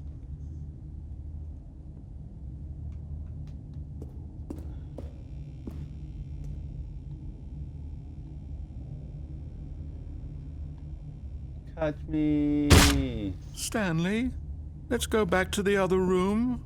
Can you do that for me? My God, is this really how much you dislike my game? That you'll throw yourself from this platform over and over to be rid of it? You are literally willing to kill yourself to keep me from being happy. Am I reading the situation correctly? Or maybe you're just getting a kick out of it. I don't know anymore. Do you actually want to stay alive? Or are you just teasing me?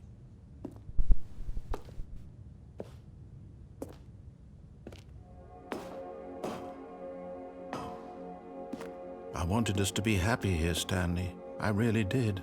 I still thought that was possible.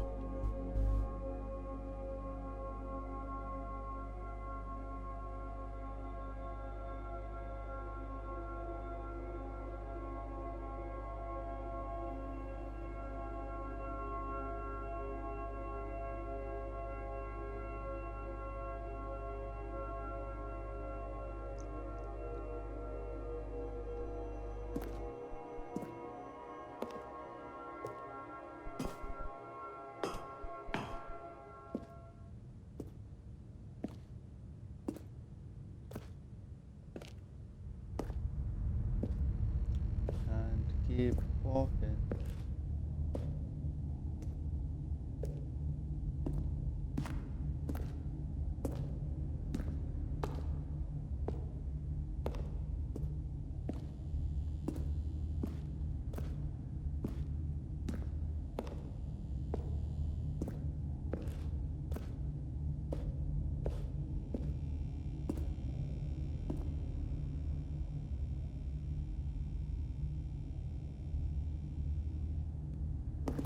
Is it over? It's going to restart, isn't it? I'm going back.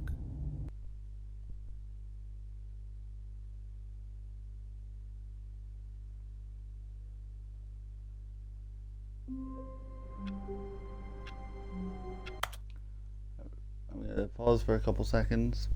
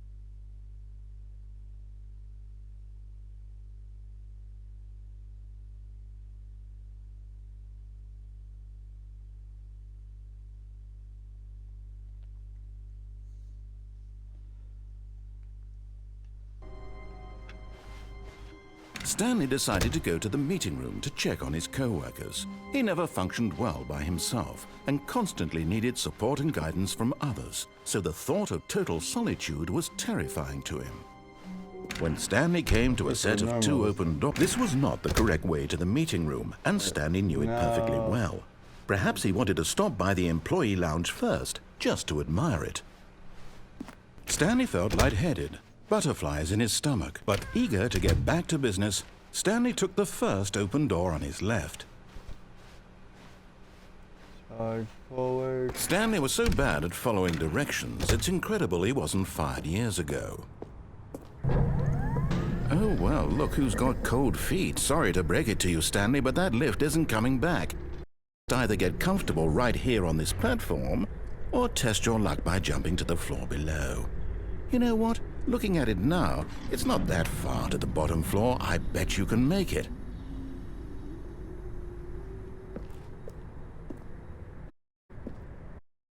I'm sure you'll survive the jump. Don't tell me you're scared. That's not the Stanley I know. Do it! Do it! Do it! Do it! Do it! Do it! Do it!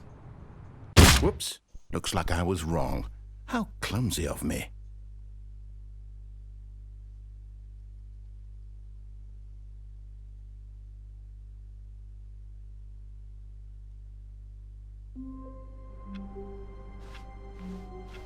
All of his co-workers were gone. What could it mean? Stanley decided to go to the meeting room. Perhaps he had simply missed a memo.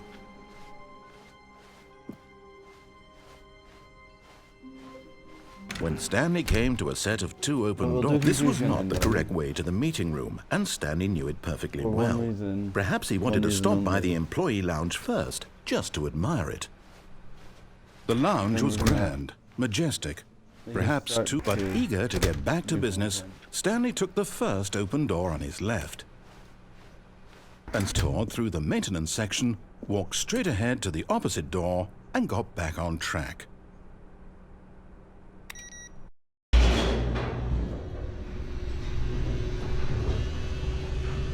Oh no. But Stanley didn't want to go back to the office. He wanted to wander about and get even further off track. So now in order to get back, he needed to go, from here it's, left.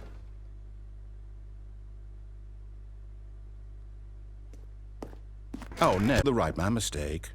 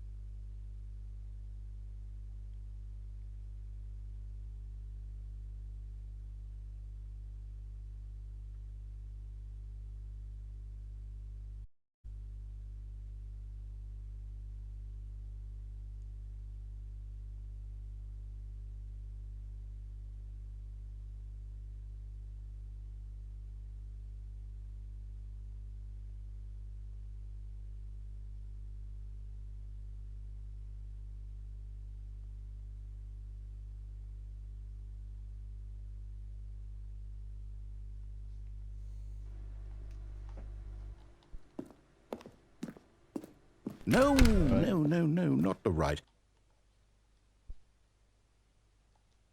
Why would I have ever said it was to the right?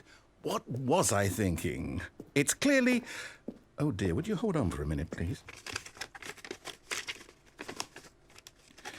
Now, let's see. We went down right, left, down, left, right. Yep, okay, yes. I've got it now. This story is absolutely, definitely this way. Okay, oh, look at that. No. This isn't right at all. You're not supposed to be here yet. This is all a spoiler. Quick, Stanley, close your eyes. Mind control. Okay. We just have to get back to, oh, who am I kidding? It's all rubbish now. The whole story completely unusable. How about, rather than waste my time trying to salvage this nonsense, we'll just restart the game from the beginning. And this time, suppose we don't wander so far off track, Okay, from the top.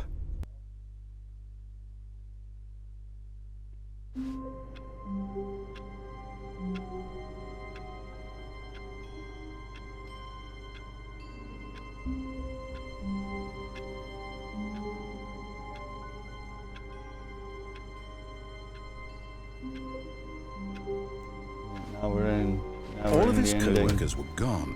What could it mean? Stanley decided to go to the meeting room. Perhaps he had simply missed a memo.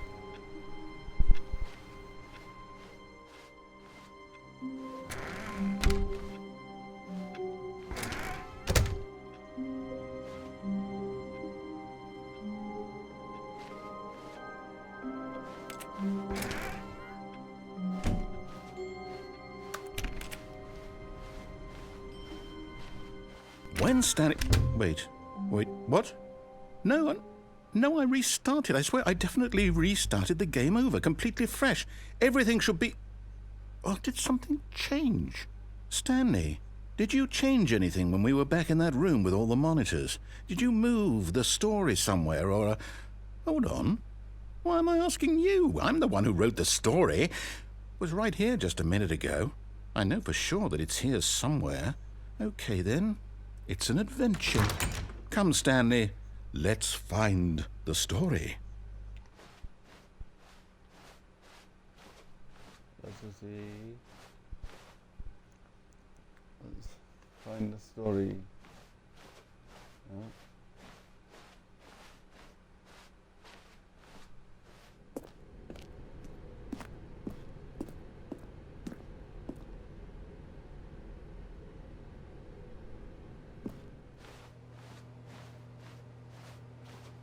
That was not a very nice time. I'll say it. This is the worst adventure I've ever been on. I can promise you there definitely was here before. Do we need to restart the game again? Well, I find it unlikely that we'll ever progress by starting over and over again, but it's got to be better than this. Okay, let's give it a shot. Why not?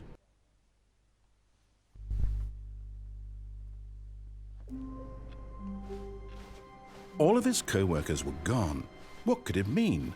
Stanley decided to go to the meeting room. Perhaps he had simply missed a memo.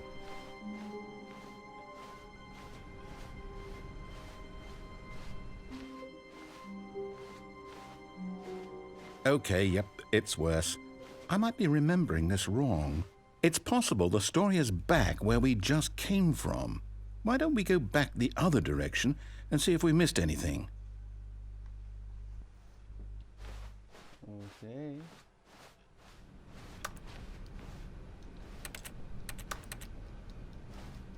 We're going even closer to her now. Aha!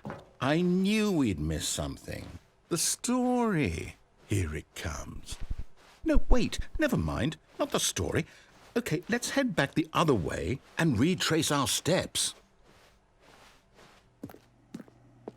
Now this... Well, I'll be honest, I don't recognize this place at all.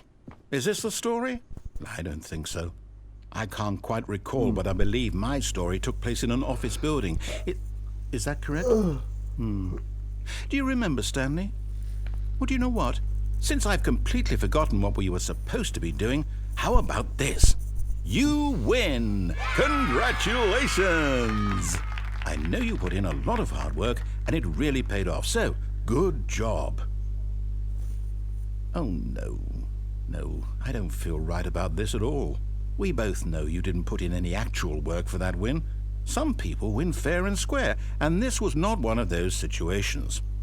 Okay, I'm getting weirded out by whatever this place is. I don't care what might happen this time, I have to restart.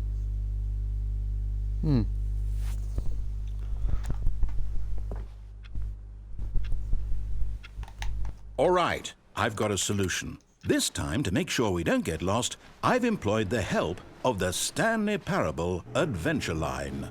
Just follow the line. How simple is that?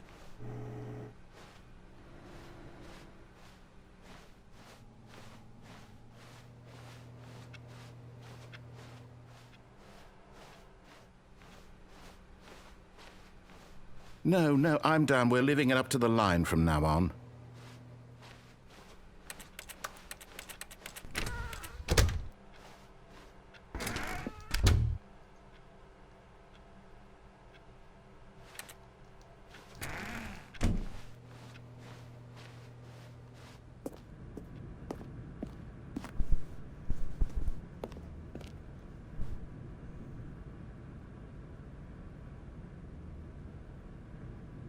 You see, the line knows where the story is. It's over in this direction.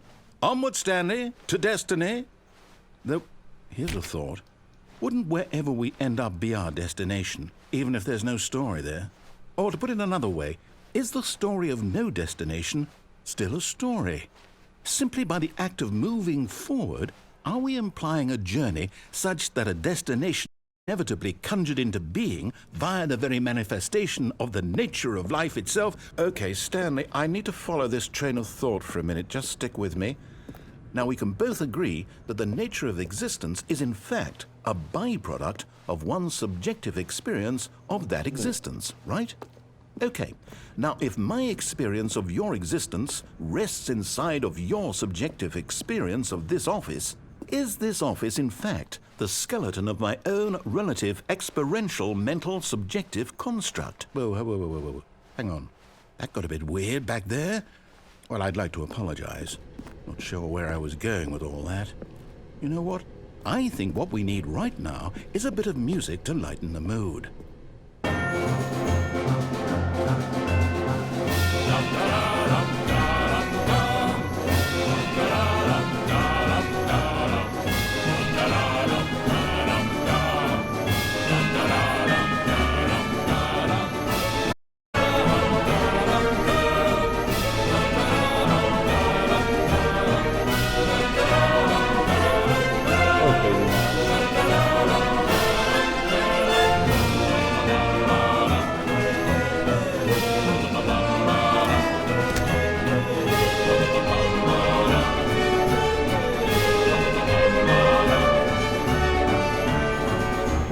Cut the music, go back and look at that fern.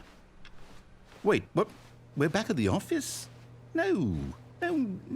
Line, you do know we're looking for the Stanley Parable, right? The story? Is any of this ringing a bell? Oh, no, not again. Line, how could you have done this to us? And after we trusted you, after everything we've been through, you... Oh, I can't take this anymore. To hell with it. Restart.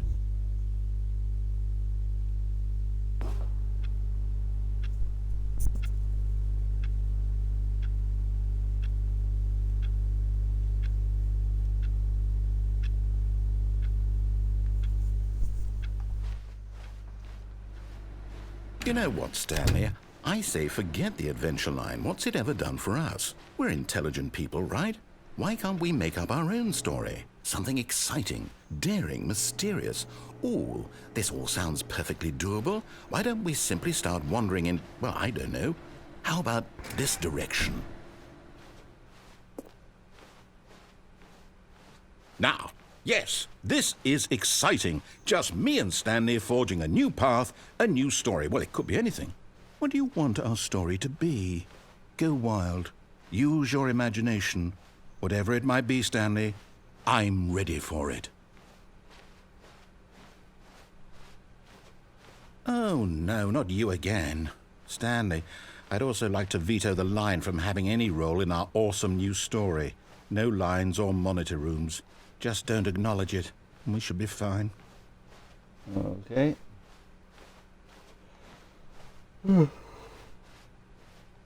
Ah, a choice. We get to make a decision. From here, the story is in our control. How important we mustn't squander the opportunity.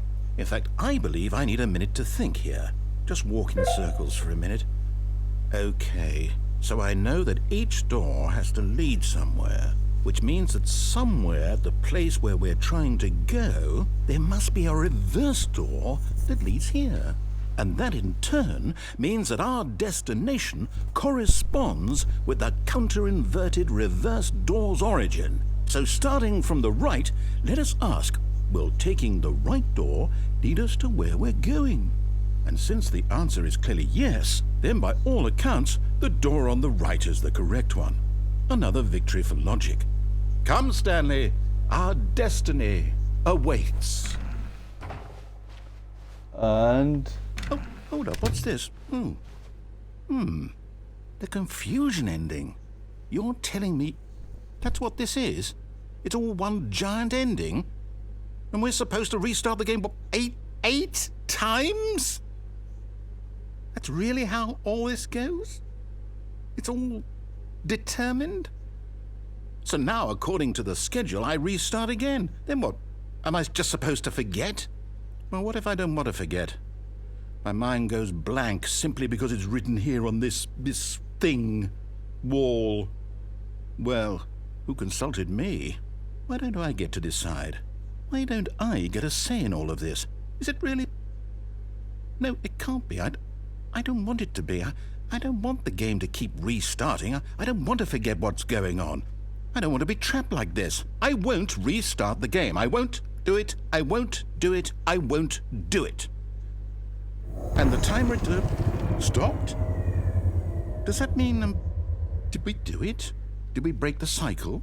The, whatever it is that made this schedule? How would we even know? Will someone come for us? Will something happen? So, okay. I guess now we just wait. You know, I suppose in some way that this is a kind of story, wouldn't you agree? I'm not quite sure if we're in the destination or the journey, though they're always saying that life is about the journey and not the destination, so I hope that's where we are right now. We'll find out, won't we? Eventually. Well, in the meantime, if you... Jesus.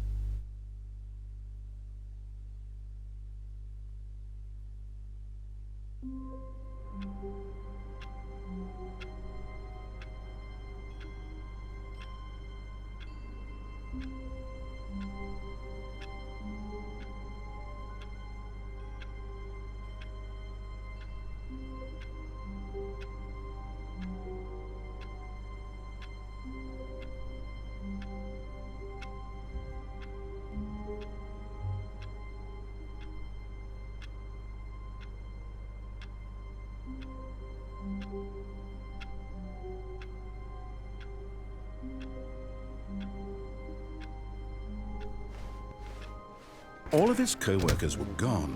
What could it mean? Stanley decided to go to the meeting room. Perhaps he had simply missed a memo. That door scares me.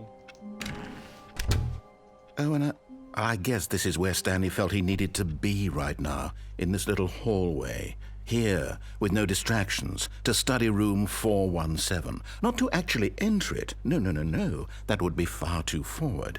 Stanley wanted to know it from the outside. To see it not just with his eyes, but with his heart. He would know room 417 as no... Oh! New content? What does that mean? New content.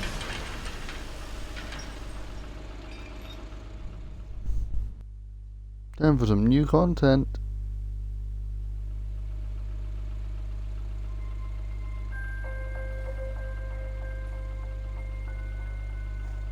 Hello, and thank you for playing The Stanley Parable Ultra Deluxe. As you may know, The Stanley Parable was a video game released in 2013 on home computers. After receiving critical and commercial success, it was expanded upon in 2020 with The Stanley Parable Ultra Deluxe, a reimagining of the game for consoles and home computers.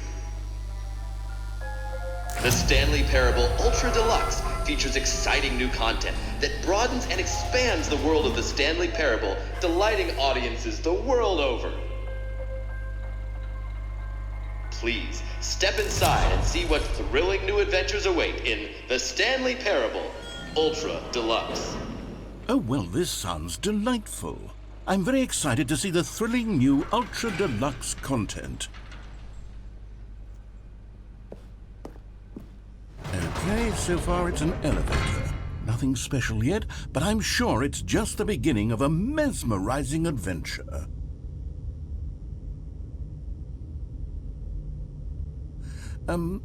Is it broken? What's going on here? Should we be moving somewhere or... Oh, there we go. All right, finally, at long last, it's on to the new content. I've never been more ready. Let's do it.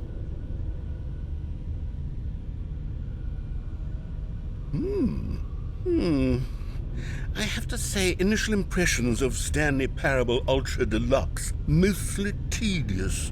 It's as if, Oh, okay. Let's see the content. Give me the content, Stanley.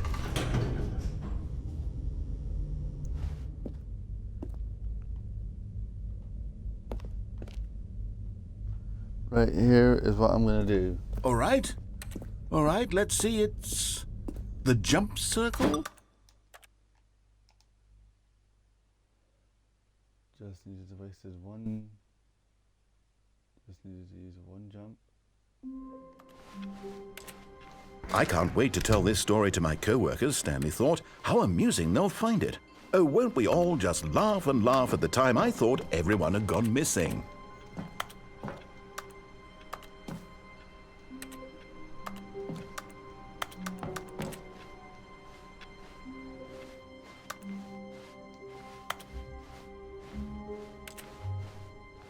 When Stanley came to a set of 2 open doors, this was not the correct way to the meeting room, and Stanley knew it perfectly well. Perhaps he wanted to stop by the employee lounge first, just to admire it. And here it was, the lounge. But eager to get back to business, Stanley took the first open door on his left. Stanley was so bad at following directions, it's incredible he wasn't fired years ago.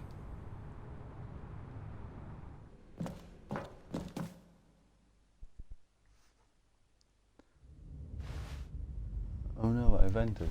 Stanley had now gotten himself so far off the beaten path that it seemed the office had begun. So far off the beaten path that it seemed the office had begun. So far off the beaten path that it seemed. So far off the beaten path that it seemed the office had begun. So far off the beaten path that it seemed the office had begun. So far off the beaten path that it seemed the office had begun. So far off the beaten path that it seemed the office had begun. So far off the beaten path.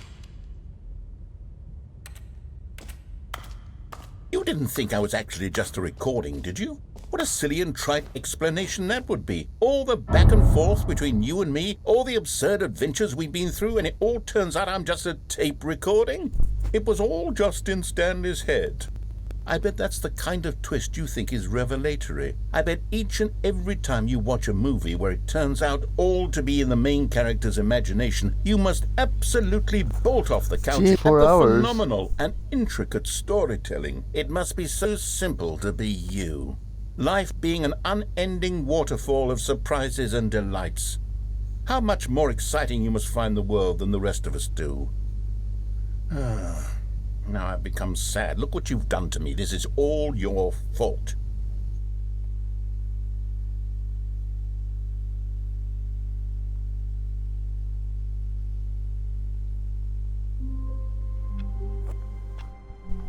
Can I still jump? I can't wait to tell this story to my co-workers, Stanley thought. How amusing they'll find it. Oh, won't we all just laugh and laugh at the time I thought everyone had gone missing? Oh, new content? What does that mean, new content? No, I'm not allowed to jump for the remainder of this part. Because now it'll say proceed to jump.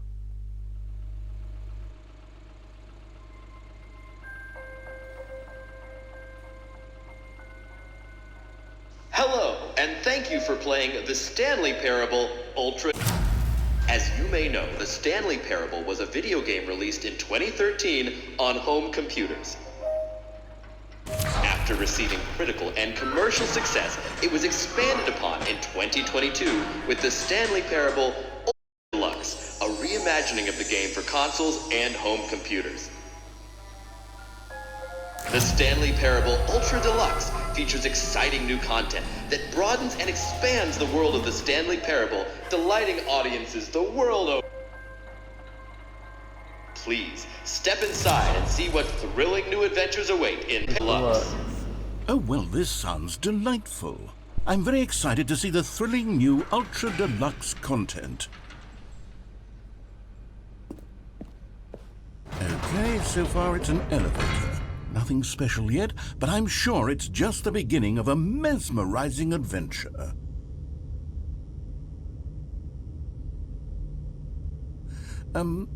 Is it broken? What's going on here? Should we be moving somewhere or... Oh, here we go. All right, finally, at long last, it's on to the new content. I've never been more ready. Let's do it.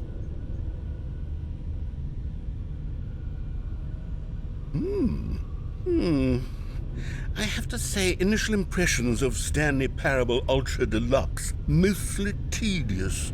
It's as if the... Oh, okay. Let's see the content. Give me the content, Stanley.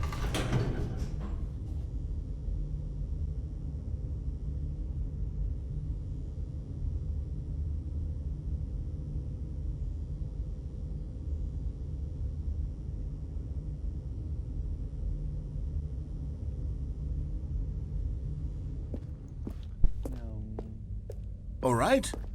All right, let's see. It's the jump circle? Is that it? Surely that's not all the new content. There has to be something else, right? Goodness. Another elevator. Stanley, I have to say, initial impressions of this game are not positive. It's just elevators and jumping.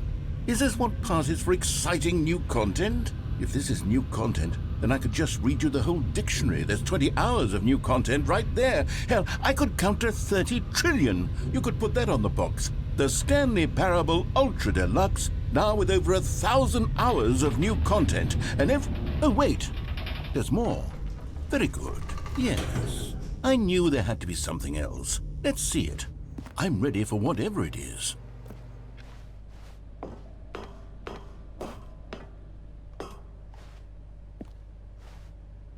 That's it? Oh, you've got to be kidding me. You see, Stanley? This is what happens when greedy video game developers with no respect for their fan base rush a cheap expansion to market for no reason other than to make an easy dollar. And don't get me started on the level of craftsmanship that's gone into it. In fact, I'm looking right now at the game's achievements, and it's hard to believe one of them actually says, "Test achievement, please ignore." What quality assurance department signed off on this? I'm infuriated and I'm offended, and I intend to find these people on Twitter and hold them personally accountable. It's my fault, Stanley. I built up too much anticipation around the new content, I'm afraid. It could never have lived up to such expectations. If you're still with me, why don't we just reset the game and we'll try to get back to what the Stanley Parable is really about. No frills, no gimmicks. Just you and me having a great time together like always. What do you say, friend?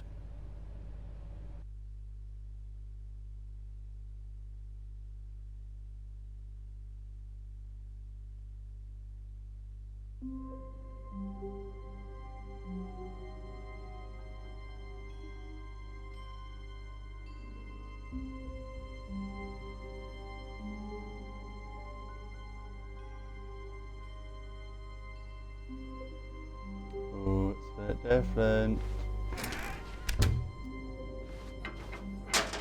Psst! Stanley! Come over here! In the vent! I want to show you something! Oh, we're venting now, boys. We're venting. Sus.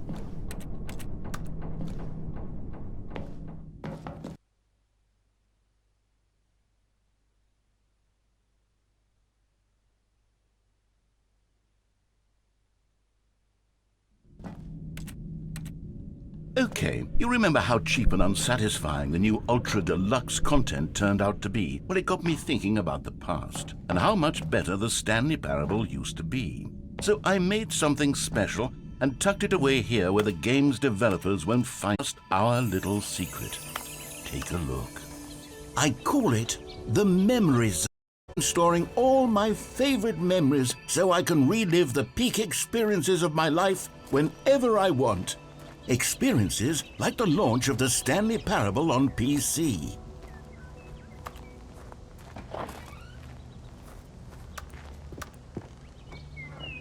You see, Stanley, doesn't the Memory Zone remind you of how wonderful Stanley Parable was before it was sullied with a cheap Xbox port? Remember back in October of 2013, when the game originally launched? Video games had integrity. Back then, it all meant something. Oh, the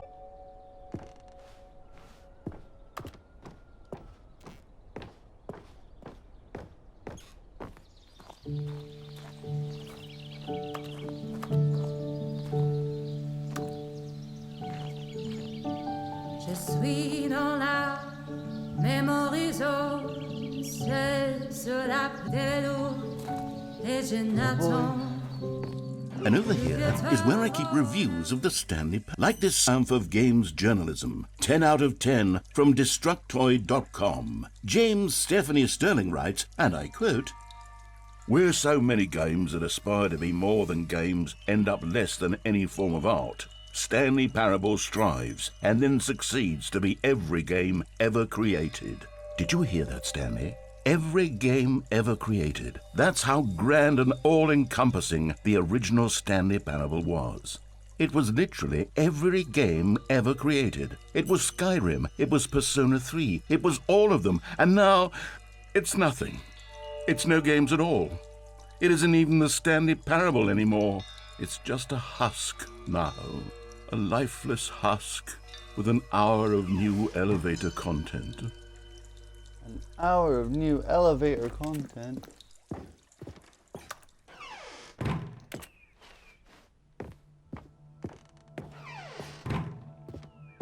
Here's another moving passage, this time from GameSpot.com. The Stanley Parable is both a richly stimulating commentary on the nature of choice in games and one that offers some of the most enjoyable, surprising, and rewarding choices I've ever been confronted with in a game. 9 out of 10. Don't you get it, Stanley? The game was perfect. It didn't need anything else. It didn't need was transported in pristine condition along to the Xbox. Boom, done. And they couldn't even do that. Couldn't resist the urge to go meddling with a beloved franchise.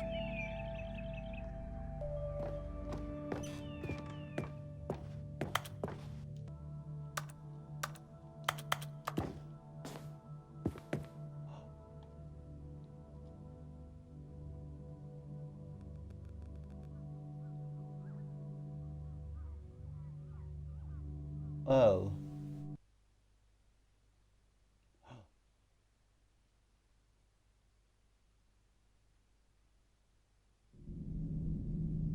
Okay, you remember how cheap and unsatisfying the new Ultra Deluxe content turned out to be? Well, it got me thinking about the past and how much better the Stanley Parable used to be. So I made something special and tucked it away here where the game's developers won't find it. Just our little secret. Take a look.